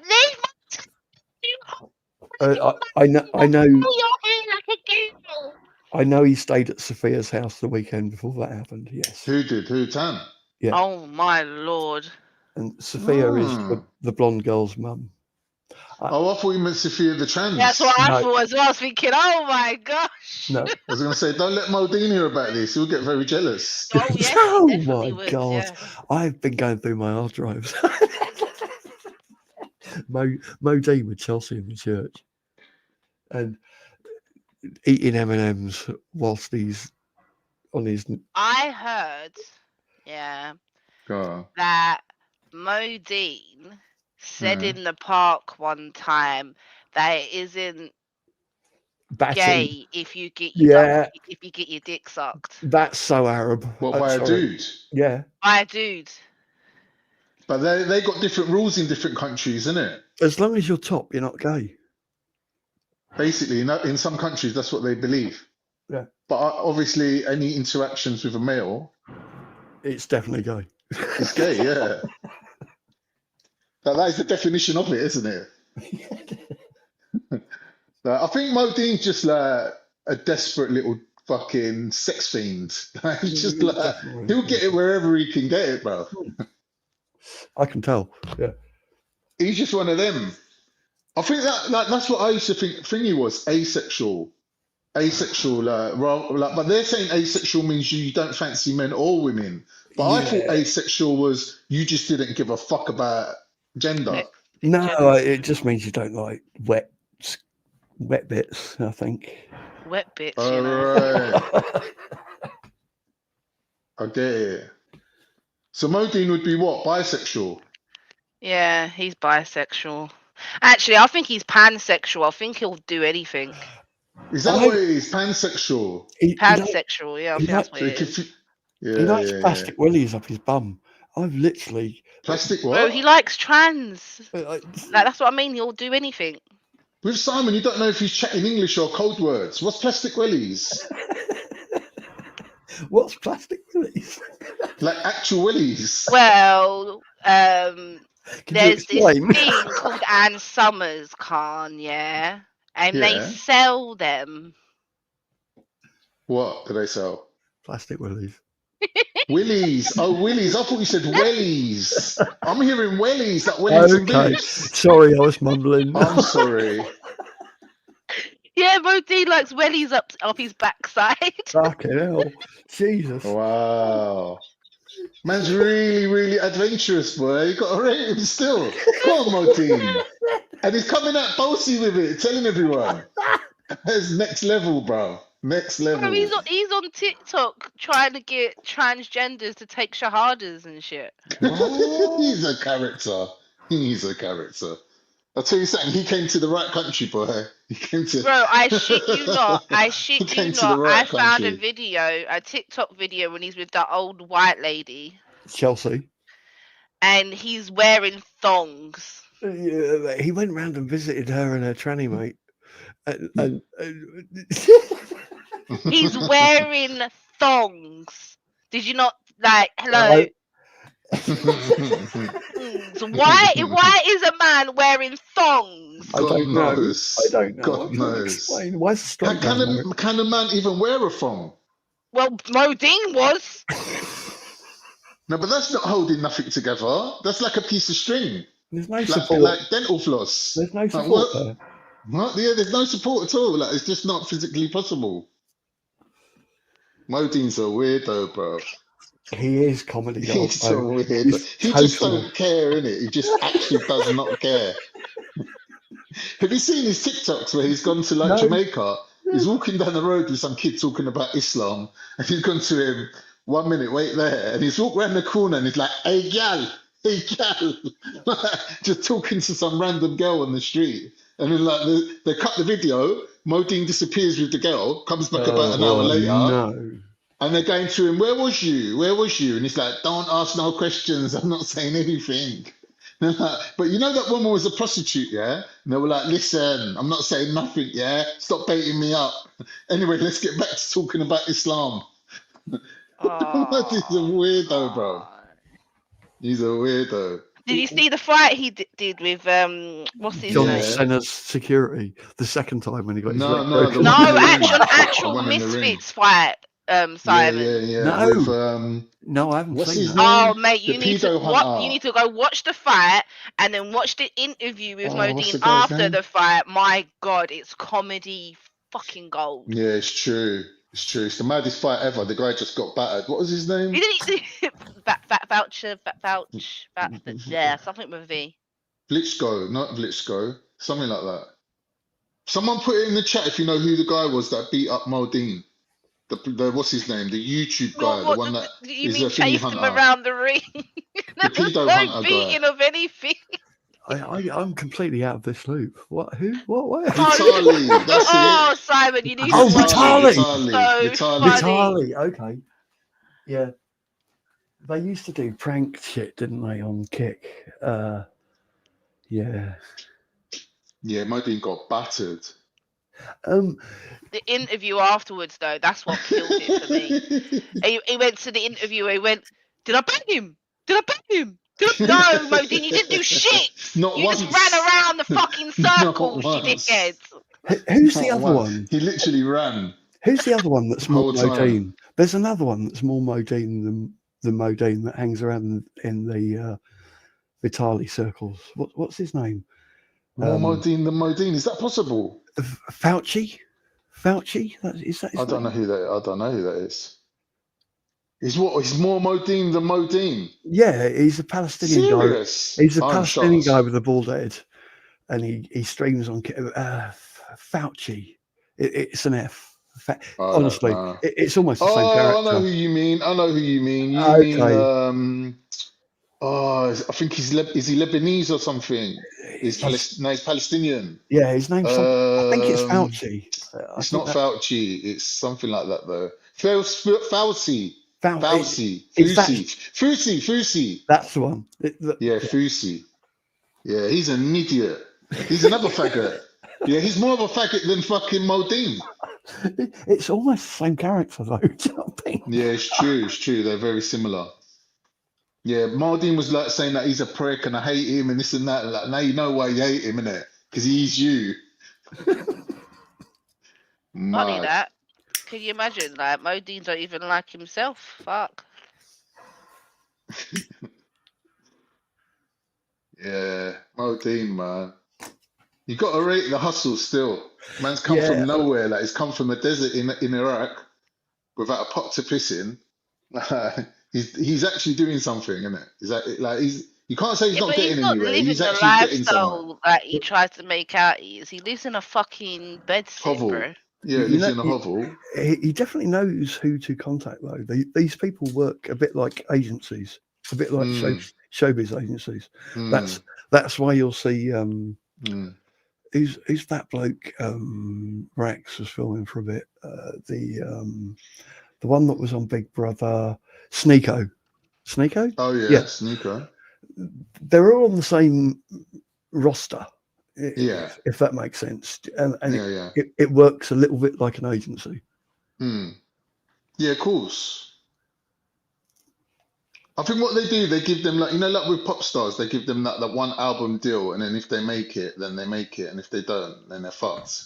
Yeah. I think they put them on like for a couple of episodes somewhere, and if like the crowd sort of like starts paying them attention, then they kind of like might even eventually sign them to a deal.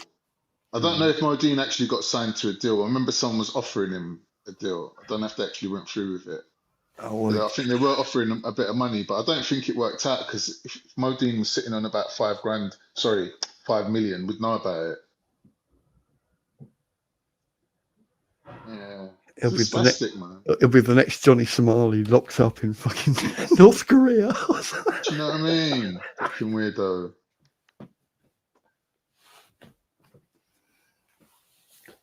I've got to jump off for a sec. I'll be back in a minute if anyone's around to let me on.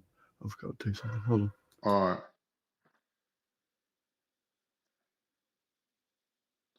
Empress Sakina, didn't get a chance to say Eid Mubarak to you, did I?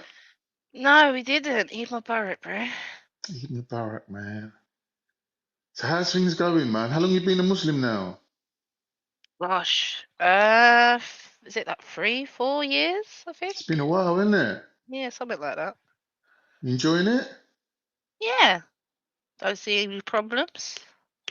Yeah. Well, no, there's no problems. Just like if you like the lifestyle, isn't it?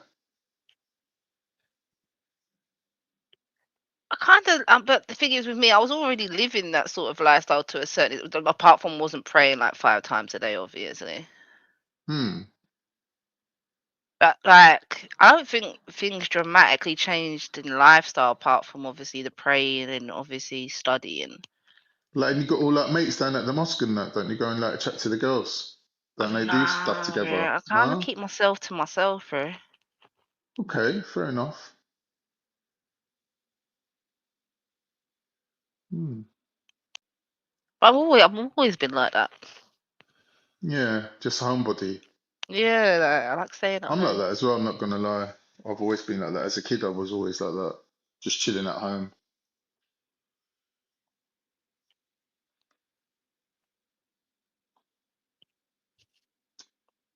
Yeah, I'm just thinking I've got to walk to the corner shop to get some milk, man.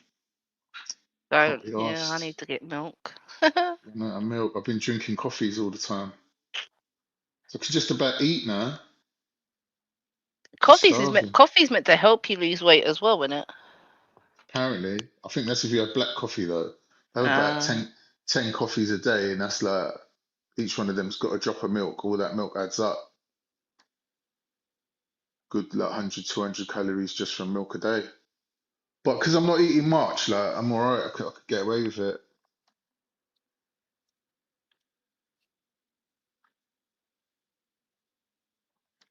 I went gym yesterday. Did you go gym? I swear there's women only gyms you could go to. Probably is, you know. I haven't really looked into it. Hmm. I got It's me not hula for hoop. it's not for everyone. A hula hoop. What at I got home? I got me weighted hula hoop. Yeah. Serious? Yeah.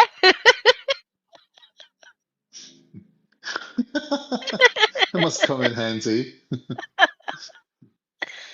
Uh, I need to do it more regularly though. I need to get myself into a routine. That's what it is with me. If I haven't got a routine, then That's the ADHD, innit? That's what I've got that as well. if I haven't got a routine, then nothing gets done. Like I Yeah, of actually have to plan it in my head. So I'm gonna do this. Then course. after doing this, I've got to do that. Do you know what I do normally? Like I make a list of what I'm gonna do and write it all down. And then the next day when I wake up, I try not to think about anything and just tick things off my list to Yeah. just get as much things as I can do. Because if I start thinking about it, it's just a whole nother world. It's just nothing gets done. Yeah. Because Yeah. I just procrastinate on everything. But like when I'm in a regiment, when I'm in a tight thingy, like in a system of like, yeah, you have to do this at this time and this and that time. I'm the best at that because then there's no room for thinking. Do you know what I mean? But like, if I start thinking about things, I could be thinking about it for like 3 days. The dishes are just piling up, and you're like, "Yeah, I'll get round to it. Let me just do this first. Let me just watch this first. Let me just do that first. I'll do that in a minute. Yeah, yeah, yeah." And you Yeah. never Yeah. get Yeah. round to doing it. Yeah. Like 3 days later, like you're like, "Where the fuck's the taps?" You can't even see the tap. It's like Mm. bowls are covering the tap. I hear that, really. Yeah, so then I get into the habit of just washing things straight away, like as and when. So if I use a plate, I wash it straight away. Then you don't get a chance to build up like. Or another way, if you're real bad at it, if another way is if you're living on your own, just have one plate. Just have one True. plate, right? So you've got True. no choice. Every time you want to eat, right, you have to You wash the have to wash plate. up that plate. Yeah. Yeah, you have to. That's the only way. Just chuck all your other plates away. That's what you got to do. Stay on top.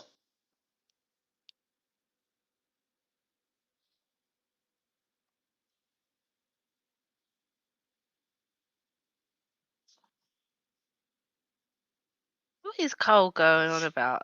Let's have a Peacocks in gander. Brixton. Peacocks in Brixton, yeah. What time are you about? Peacocks. Number Well, one, I Peacocks never had go closed south of the down. river. South of the river, you're not going to catch me there. Yeah, about Brixton. Fuck that. Secondly, peacocks. I thought peacocks was thingy now. I thought they had. Yeah, Nutterland. I thought they're closed down, isn't it? I didn't even know I don't Peacocks know. still existed. John's peacocks. No, no, no. There is a few peacocks. He's right.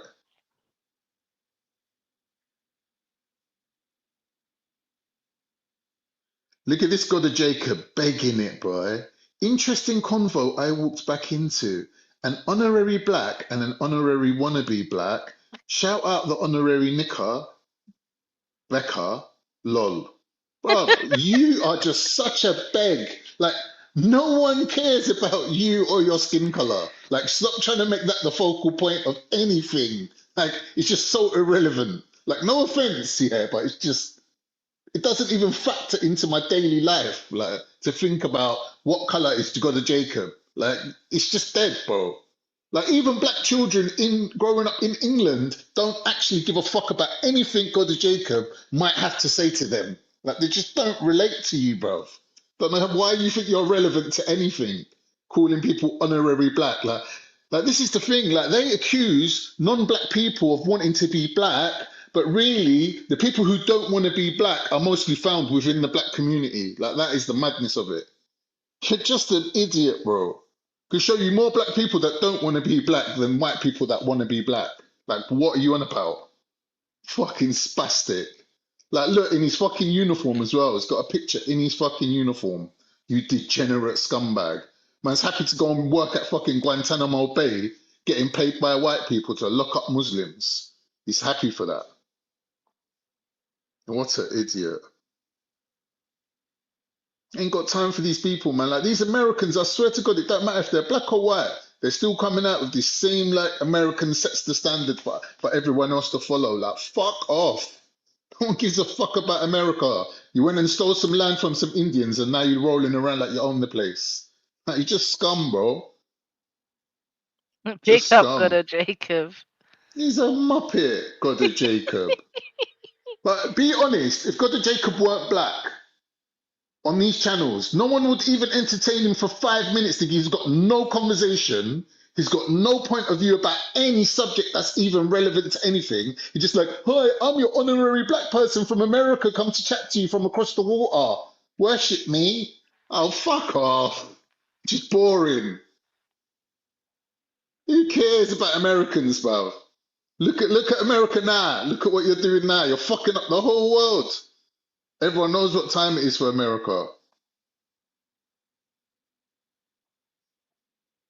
The Look at link this should be prick pinned, link. God of Bruv, Jacob. don't even listen, God of Jacob. Don't even bother trying to come and talk to me about your shit. Because I'm just not even giving you the opportunity to carry on with your same bullshit we've been listening to for the last 5 years about being black and being American. Like, it's not interesting, bruv.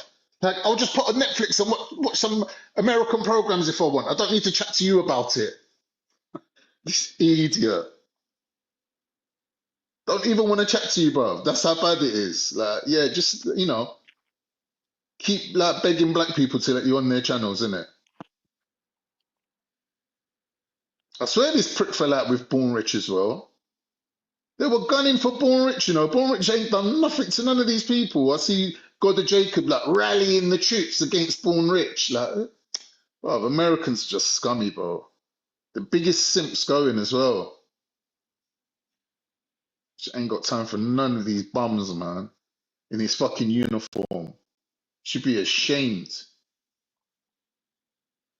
Taffy, you know me, I could get away with anything, bro. Taffy, you should know me by now.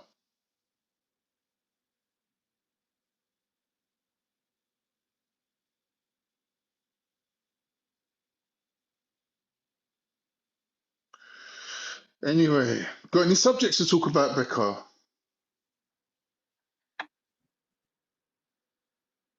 No? There was an earthquake the other day. I see this woman on TikTok, yeah? She played a video of Keir Starmer saying, if you don't like it in this country, like, you can go. And like in the chat, everyone was sort of like debating, like, who does he mean? Like, what does he mean by that? But she took it to that he was saying, like, if you're English and you're going to start rioting in the streets and you don't like it here, like the same way you're telling foreigners they can leave, like, you can leave as well, wouldn't it? And she's put up a TikTok going, Keir Starmer, please put aside some funds to send to us British people, the ones that actually want to leave, because we're so skint, we can't even afford to leave, and we really want to. I was like, wait a minute, you're begging the leader of the country to give money to people based on their ethnicity, but yet at the same time you're saying this country's shit and I want to leave. Make it make sense. She was proper begging him as well, going, Keir Starmer, if you watch this TikTok, send us some money. Send some money to the poor white people. We'll leave this country. Trust me, we'll never come back ever. I was like, nah, she's proper sad. Don't make sense what she's saying. I just put a comment like, but who's gonna take you? Like, you're saying England shit, and we're poor, and Keir Starmer's gonna pay us to leave. But like, based on that, where are you gonna go? I don't understand. Like, where are you going? Were you going to France? Like, they hate you. Going to Germany? They proper hate you. I don't like. Where are you going? Belgium? Like, nah, you can't afford to live. You can't afford to live in England. You can't afford to live in Belgium. Like, I don't understand. Where you going? Australia? Like, it's fucking 90% desert. America, they probably won't. Like, given the current situation, they probably won't even take you.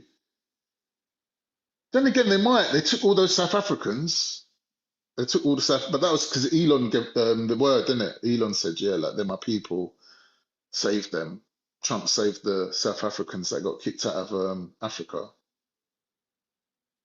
I don't know where they're gonna go, mate. Like, they're saying, "Give us the money and we'll leave," but where are you gonna go? I can't see anyone like willingly taking you in. Israel, maybe.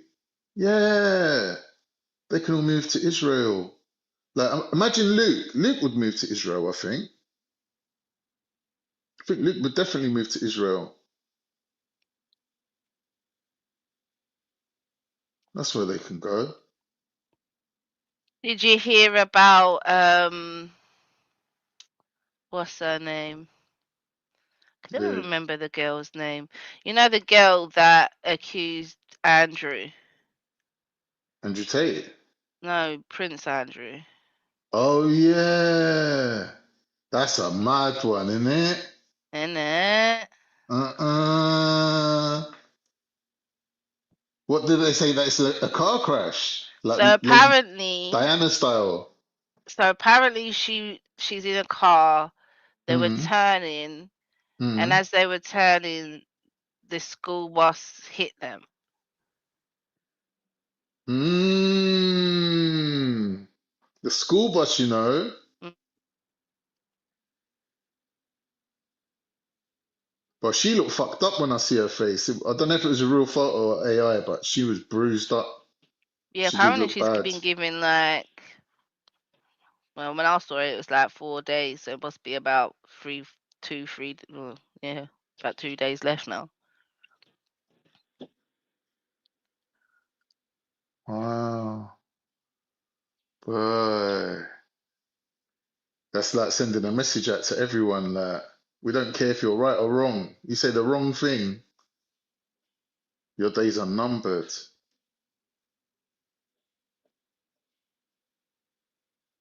That's scary. That's scary, like to think that there's people out there that could just get you. Where the fuck did they get a school bus from? They must have hired someone like a hitman, Jason Bourne style. Like, yeah, go and pretend to be a thing, school bus driver. We need you working on this route. And they put a little tracker on the woman's car, and they were like, yeah, we know where she is now. She's driving down this road. Like, we need you to like intercept her. But the thing is, like, if you did a move like that, you just literally you'd have one shot at pulling it off. It'd have to be perfect. Do you know what I mean? And for it to like to impact it to the point where that person's like on death's door now, I think it's a bit of a long shot. Like, even if you planned it, all right, it works in the movies and that, but in real life, like there's traffic, there's like red lights, there's all sorts of shit going on. Like, how can you guarantee that you're gonna get that person? Can't, innit? Mm. So I don't know like what the circumstances were, but you'd have to know a little bit more about it to say if it's like a conspiracy or whether like it was just an accident. Because it could have been an accident, isn't it? Could have been an accident, but I don't know. But it is a bit scary still. Because they've So we done see what Diana like that. BBC are saying. Right, They've done so Diana the same way. says Virginia, a prominent Jeffrey Epstein accuser has expressed gratitude blah, blah, blah, blah, blah, she received after being in hospital following a car accident. In a statement shared with BBC, her family says she is overwhelmed with gratitude today. She remains in serious condition while receiving medical care. On the 24th in Western Australia, a school bus collided with a car Virginia was riding in, according to the statement. Virginia Where was did this happen banged in up. America? Australia.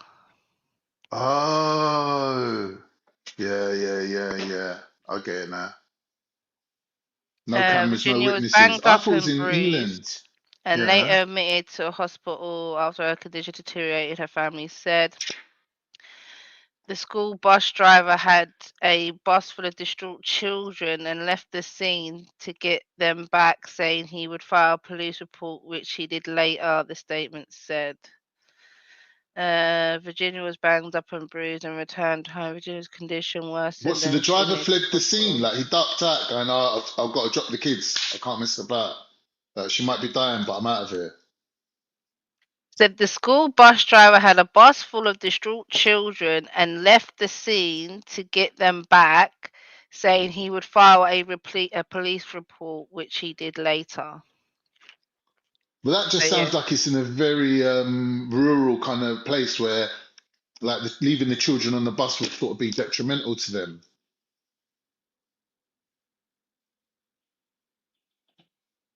That makes it sound like as if it was like it wasn't safe to leave them there.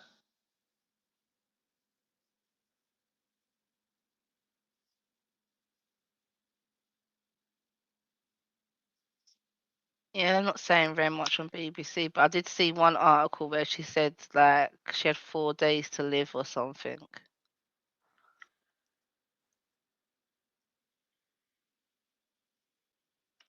Oh, 4 hours ago. LBC, what's this? Have a little look. Virginia was charged with breaching restraining order days before a crash and left her with days to live. Traffic Epstein victim Virginia was due to appear in court for allegedly breaching a family violation restraining order just days before claiming she had days to live following a bus crash. Charge was lodged against the magistrate's court. No plea was entered at the hearing. Her estranged husband is also facing separate charges. Her strange husband? Estranged, I mean they're not together anymore. Oh. I thought, how do they know he's strange? Virginia was charged with inadequate storage of guns in February of this year, as well as reckless driving exceeding the speed limit of by 45 kilometers in September last year. I think that's kilometers, isn't it? Yeah, km.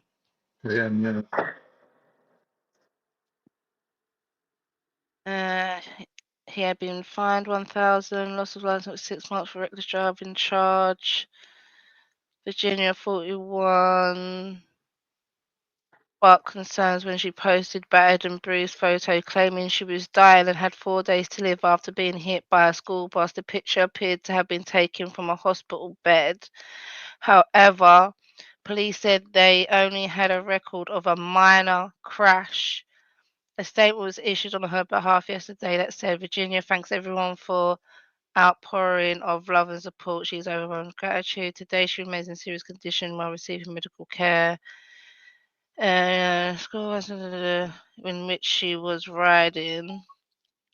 Police were called, but said that there was no one available to come to the scene. They asked if anyone was injured and suggested if they were, they should make their way to the hospital. The school bus driver had a bus full of distraught children and left the scene to get them back, saying he would file a report later, which he did. Virginia was banged up and bruised and returned home. Virginia's condition worsened and she was admitted to the hospital. Concerning her Instagram post, Virginia thought that she had posted posted on her private Facebook page. Why are you laughing? Because it looks like she's lying about how many days she's got to live, and that's how it looks. That's Oh, how you're it's saying it's a sounding. grift, like she's thinking. She's doing Pulling a this to fast like, one. Pulling a yeah. fast one. She's pulling a fast one by the She sounds of wanted a few things. days off work or something. So she's like, I'm dying. I'm in hospital. Virginia and her family take over in concern. The full full caption on her accidental post. So obviously the post that she put up on, where was it? Was it Instagram? Yeah. So she posted a Instagram picture of herself all battered and bruised, right? Yeah. Saying she only had 4 days to live, right? This is why everyone's saying, "Oh yeah, she's got 4 days to live." She said But it. apparently, Go on. that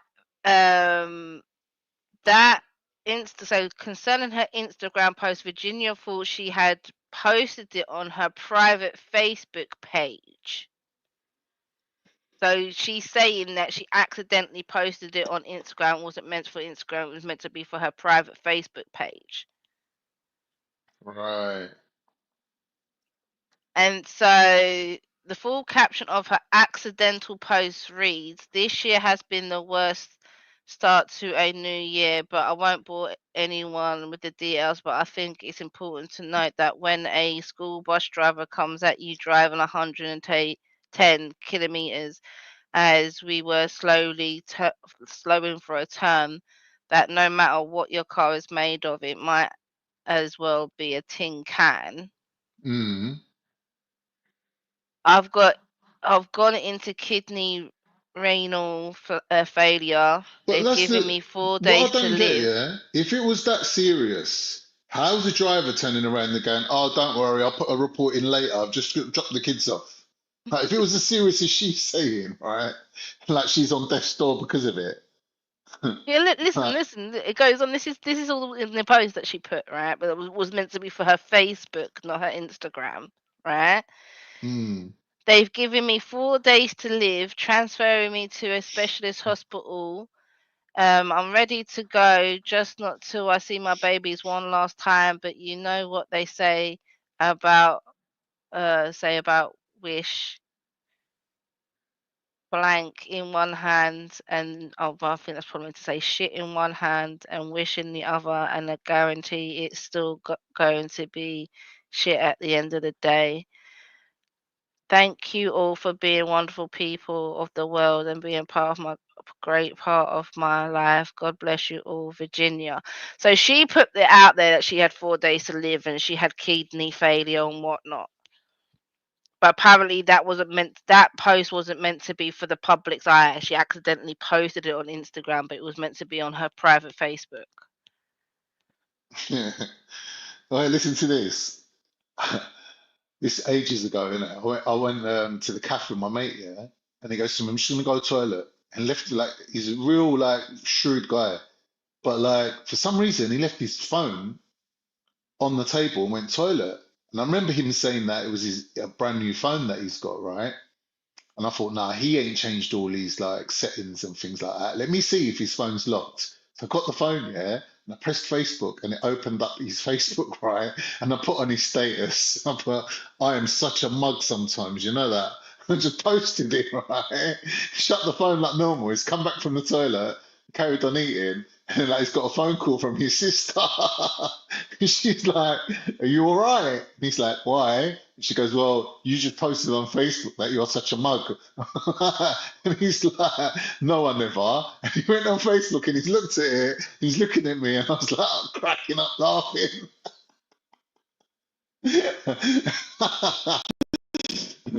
Oh, things that people. Look, I know another geezer here, another Facebook story. I know a geezer here. He used to work at the job centre, and he used to like. He was there for years, all right. Friend of the family. This guy, yeah, for one night, I think he must have had a few drinks and went on Facebook and he put, "Oh, I've got work tomorrow and I just can't face it. I fucking hate them people that I work with. You know that?" Right? Comes in the next day, got the sack on the spot. He was fuming. Like, Facebook can get you in a lot of trouble, you know. Facebook. Yeah, of course it can. Do you know what I mean? Posting your every move. Like, why are you even doing that? Putting your location. Yeah, I'm just at this restaurant with my friends. Why are you even doing that? It's just people just got no fucking. They're just following the crowd and not thinking about their own safety. You're just doing mad things. I think she's lying to tell the truth. I don't believe this girl. Oh, the Virginia girl. Yeah, I think she's a known liar. She probably lied about Prince Andrew as well. Like, she's just one of them, innit?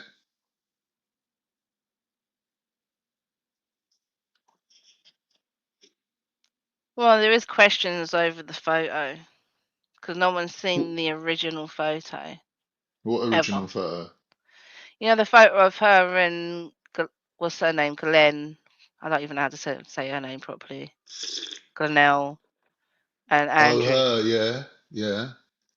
There's a picture of Virginia, Glenelle, and Andrew.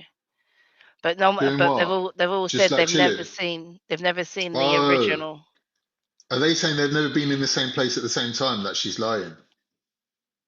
No, I'm not saying that. They're saying there's questions over the photo itself All because right. no one's actually seen the original photo. Everyone's only just seen a copy of the photo. Yeah. Like there isn't like an original photo. I get ya. So you're saying it's all up in the air. It's not decided one way or the other.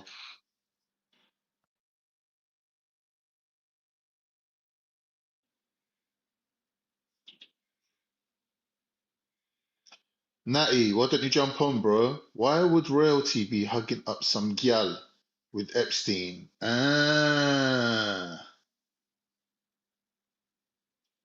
Natty's trying to say something happened. Khan sees the chat. He just likes being the star. Really? Connie, oh, shout out Villy. Oh, damn. Velimi. Vel, can you hear me? Earth to Veli. Veli's in You know some what that like just tight, reminded me tight of? spot somewhere right now. You know what that just literally reminded me of? You know, like Stewie with going, Mom, Yeah. Mom, Yeah, Mummy, yeah. Mom, That's Mother. me. That's me. I'll do that all day just to annoy you. Now, Becky, Becky, Becky, Becky, shut the window, shut the window, Becky. Well, God. Big up, Yes, mate. Natty. Sorry, man.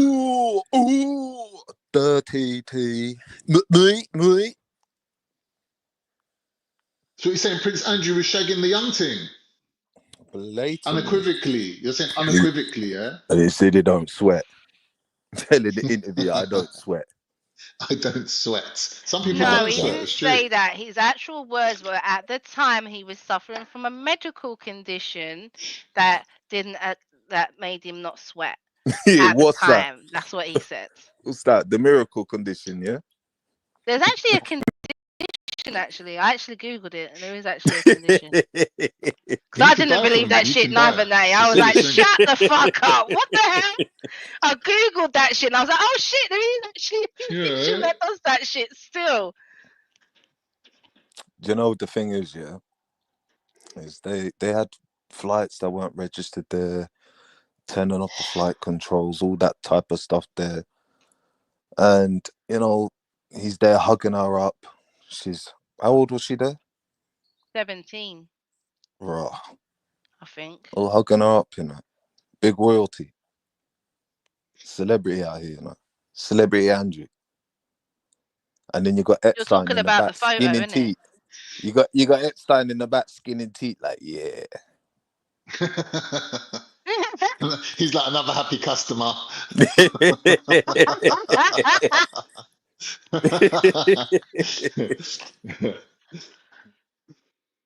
And And maybe that like a cause car salesman.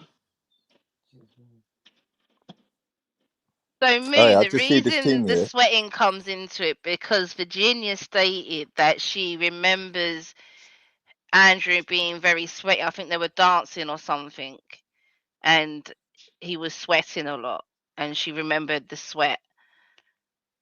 So that's why Andrew said at the time that she's claiming he had a condition which prevented him from sweating. But has he got a doctor's letter to prove this though? He probably does. Don't fucking put it past him, you know. You remember he managed to get that fucking receipt, that pizza receipt, didn't he? So like, I wouldn't put it past him, mate. Yeah, man's got trying doctors to on pull a standby, fast ready one, to innit? sign anything for him. Yeah. He turned round to his PR and said, "You like that one, innit?"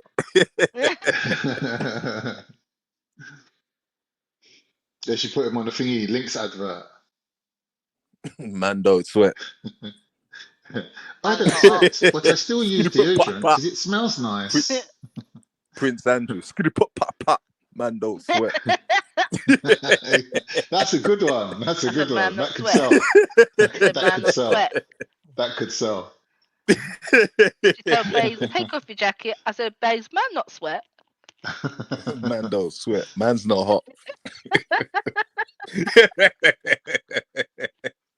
Imagine someone done the AI of that. Oh my god. Someone's gonna do it now that we said it. Watch. Yeah, it's true. Yeah, and we're gonna think they've done it because we said it. No, it's because they're listening to our conversations and adjusting They've our got to be, algorithm. They've got to be. That's as good as that. You know that legally blind. Yeah, because your phone's listening to you.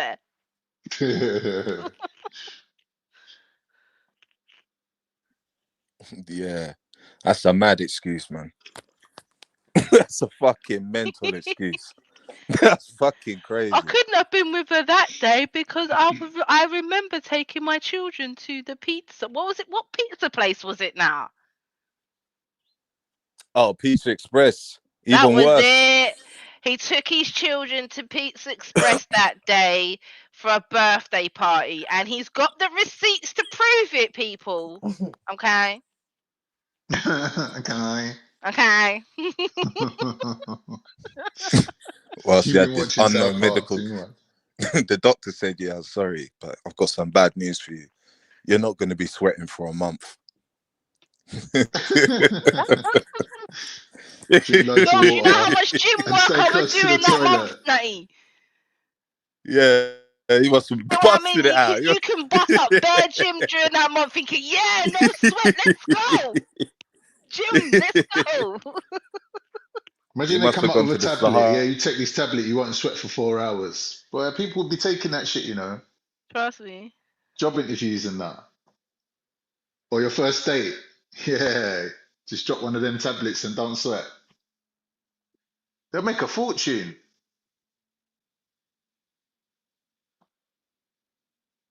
Now, I think you could die from not sweating, innit? I don't think there's a human being that can live without sweating. No, you have to sweat, yeah. You have to. It's the way of the body cooling itself down and whatnot, innit? Homeostasis. I think your brain would overheat. Probably like going to a coma. I think that's what a coma is, isn't it? I think that is what it is.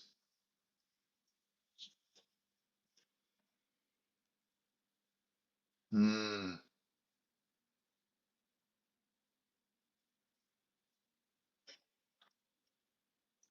So Natty, you still doing the low carb things, yeah? You're on a low carb diet still? Nah. I eat what I like. I was joking. I eat what I like, though.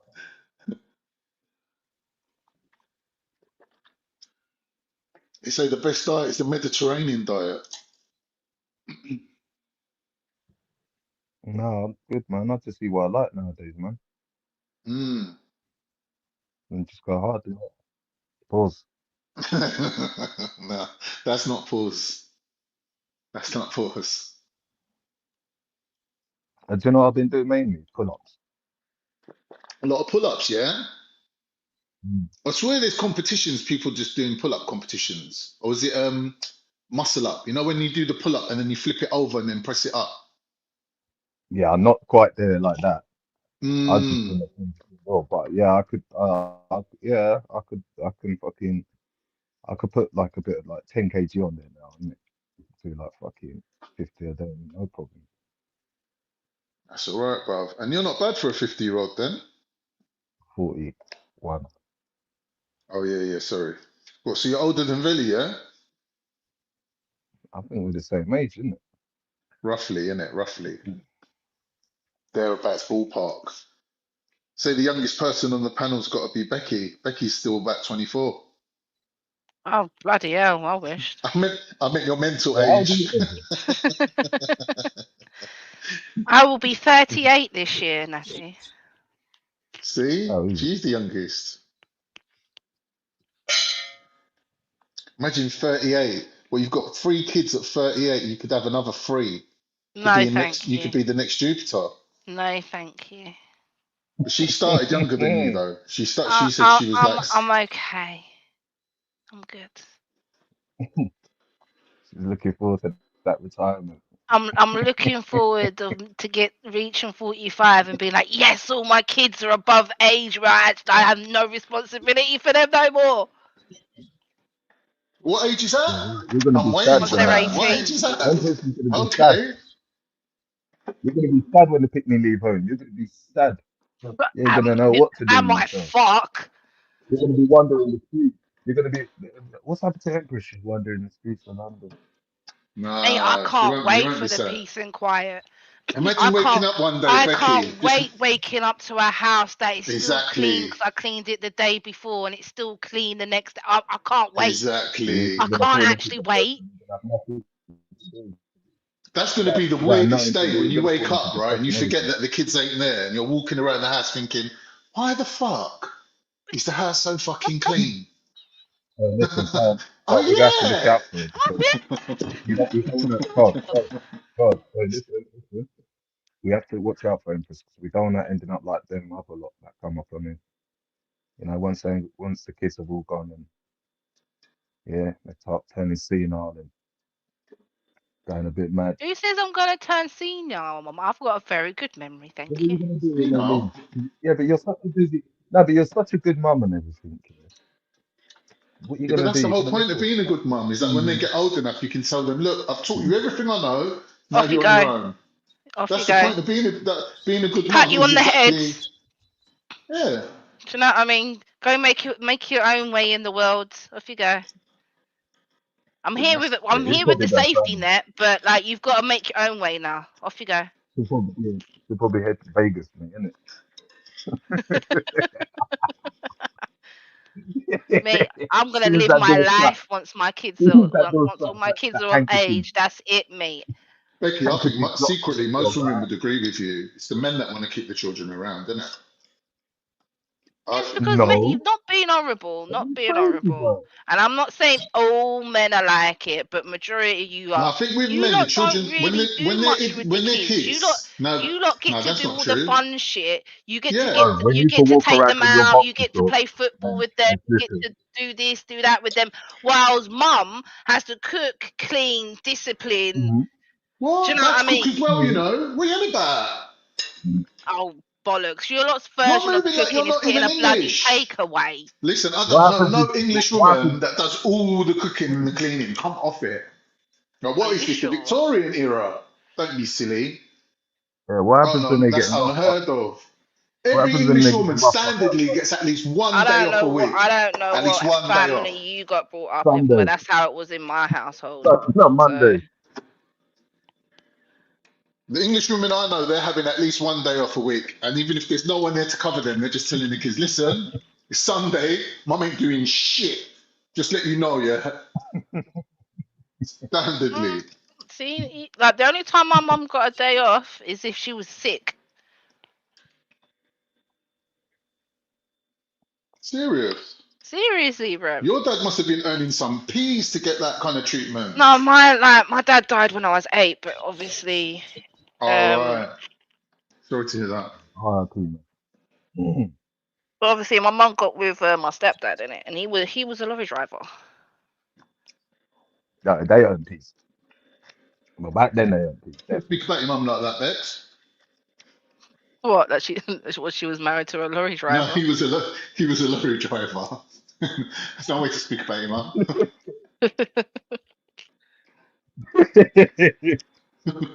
I don't get it. I just laugh, but I don't get it. Trying to say she's like a lorry, big. She was at one point, mate. She lost a lot of weight, actually. You know, your mum's buff. Stress. Ew, man. She's like 62, bruv. So am I, nearly. What, 62, yeah? Yeah, that's all right. For Same Khan. ballpark. That's all right for Same Khan. ballpark.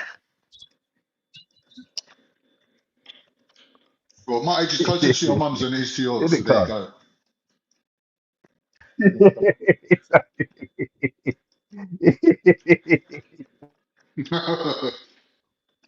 I could be daddy number 3.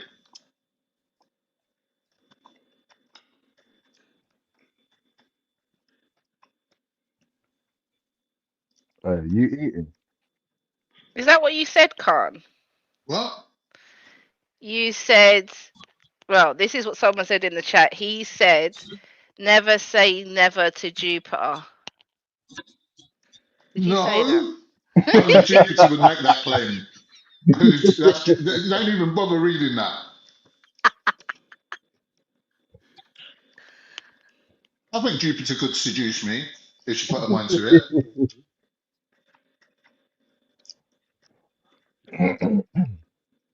She's got her ways about her.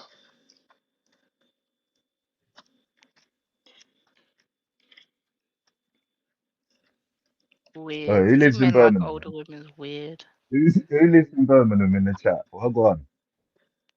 Stinky motherfuckers. Huh? Now pick up your rubbish, eh?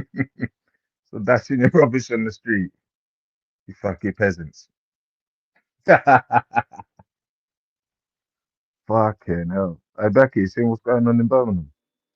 Not really. Them men on strike. Looking like third world up in Birmingham right now. Right, what's happening? Rioting. Nah, the bin men ain't picked up the rubbish for about a month or Oh, something. yeah, someone's mentioning that. About the Why ain't the bins. council picking up the They said it's rubbish? looking like a refugee camp up there. Oh, So people why? What's protesting. happened? Isn't the council meant to be providing that service? Yeah, the ones that they're paying, the council taxes to. Yeah, but they want more money, innit? More money, more money, more money. And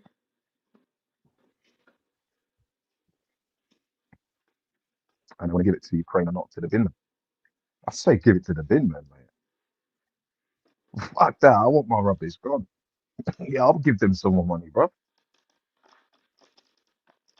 See them man there, yeah? Yo, what's up?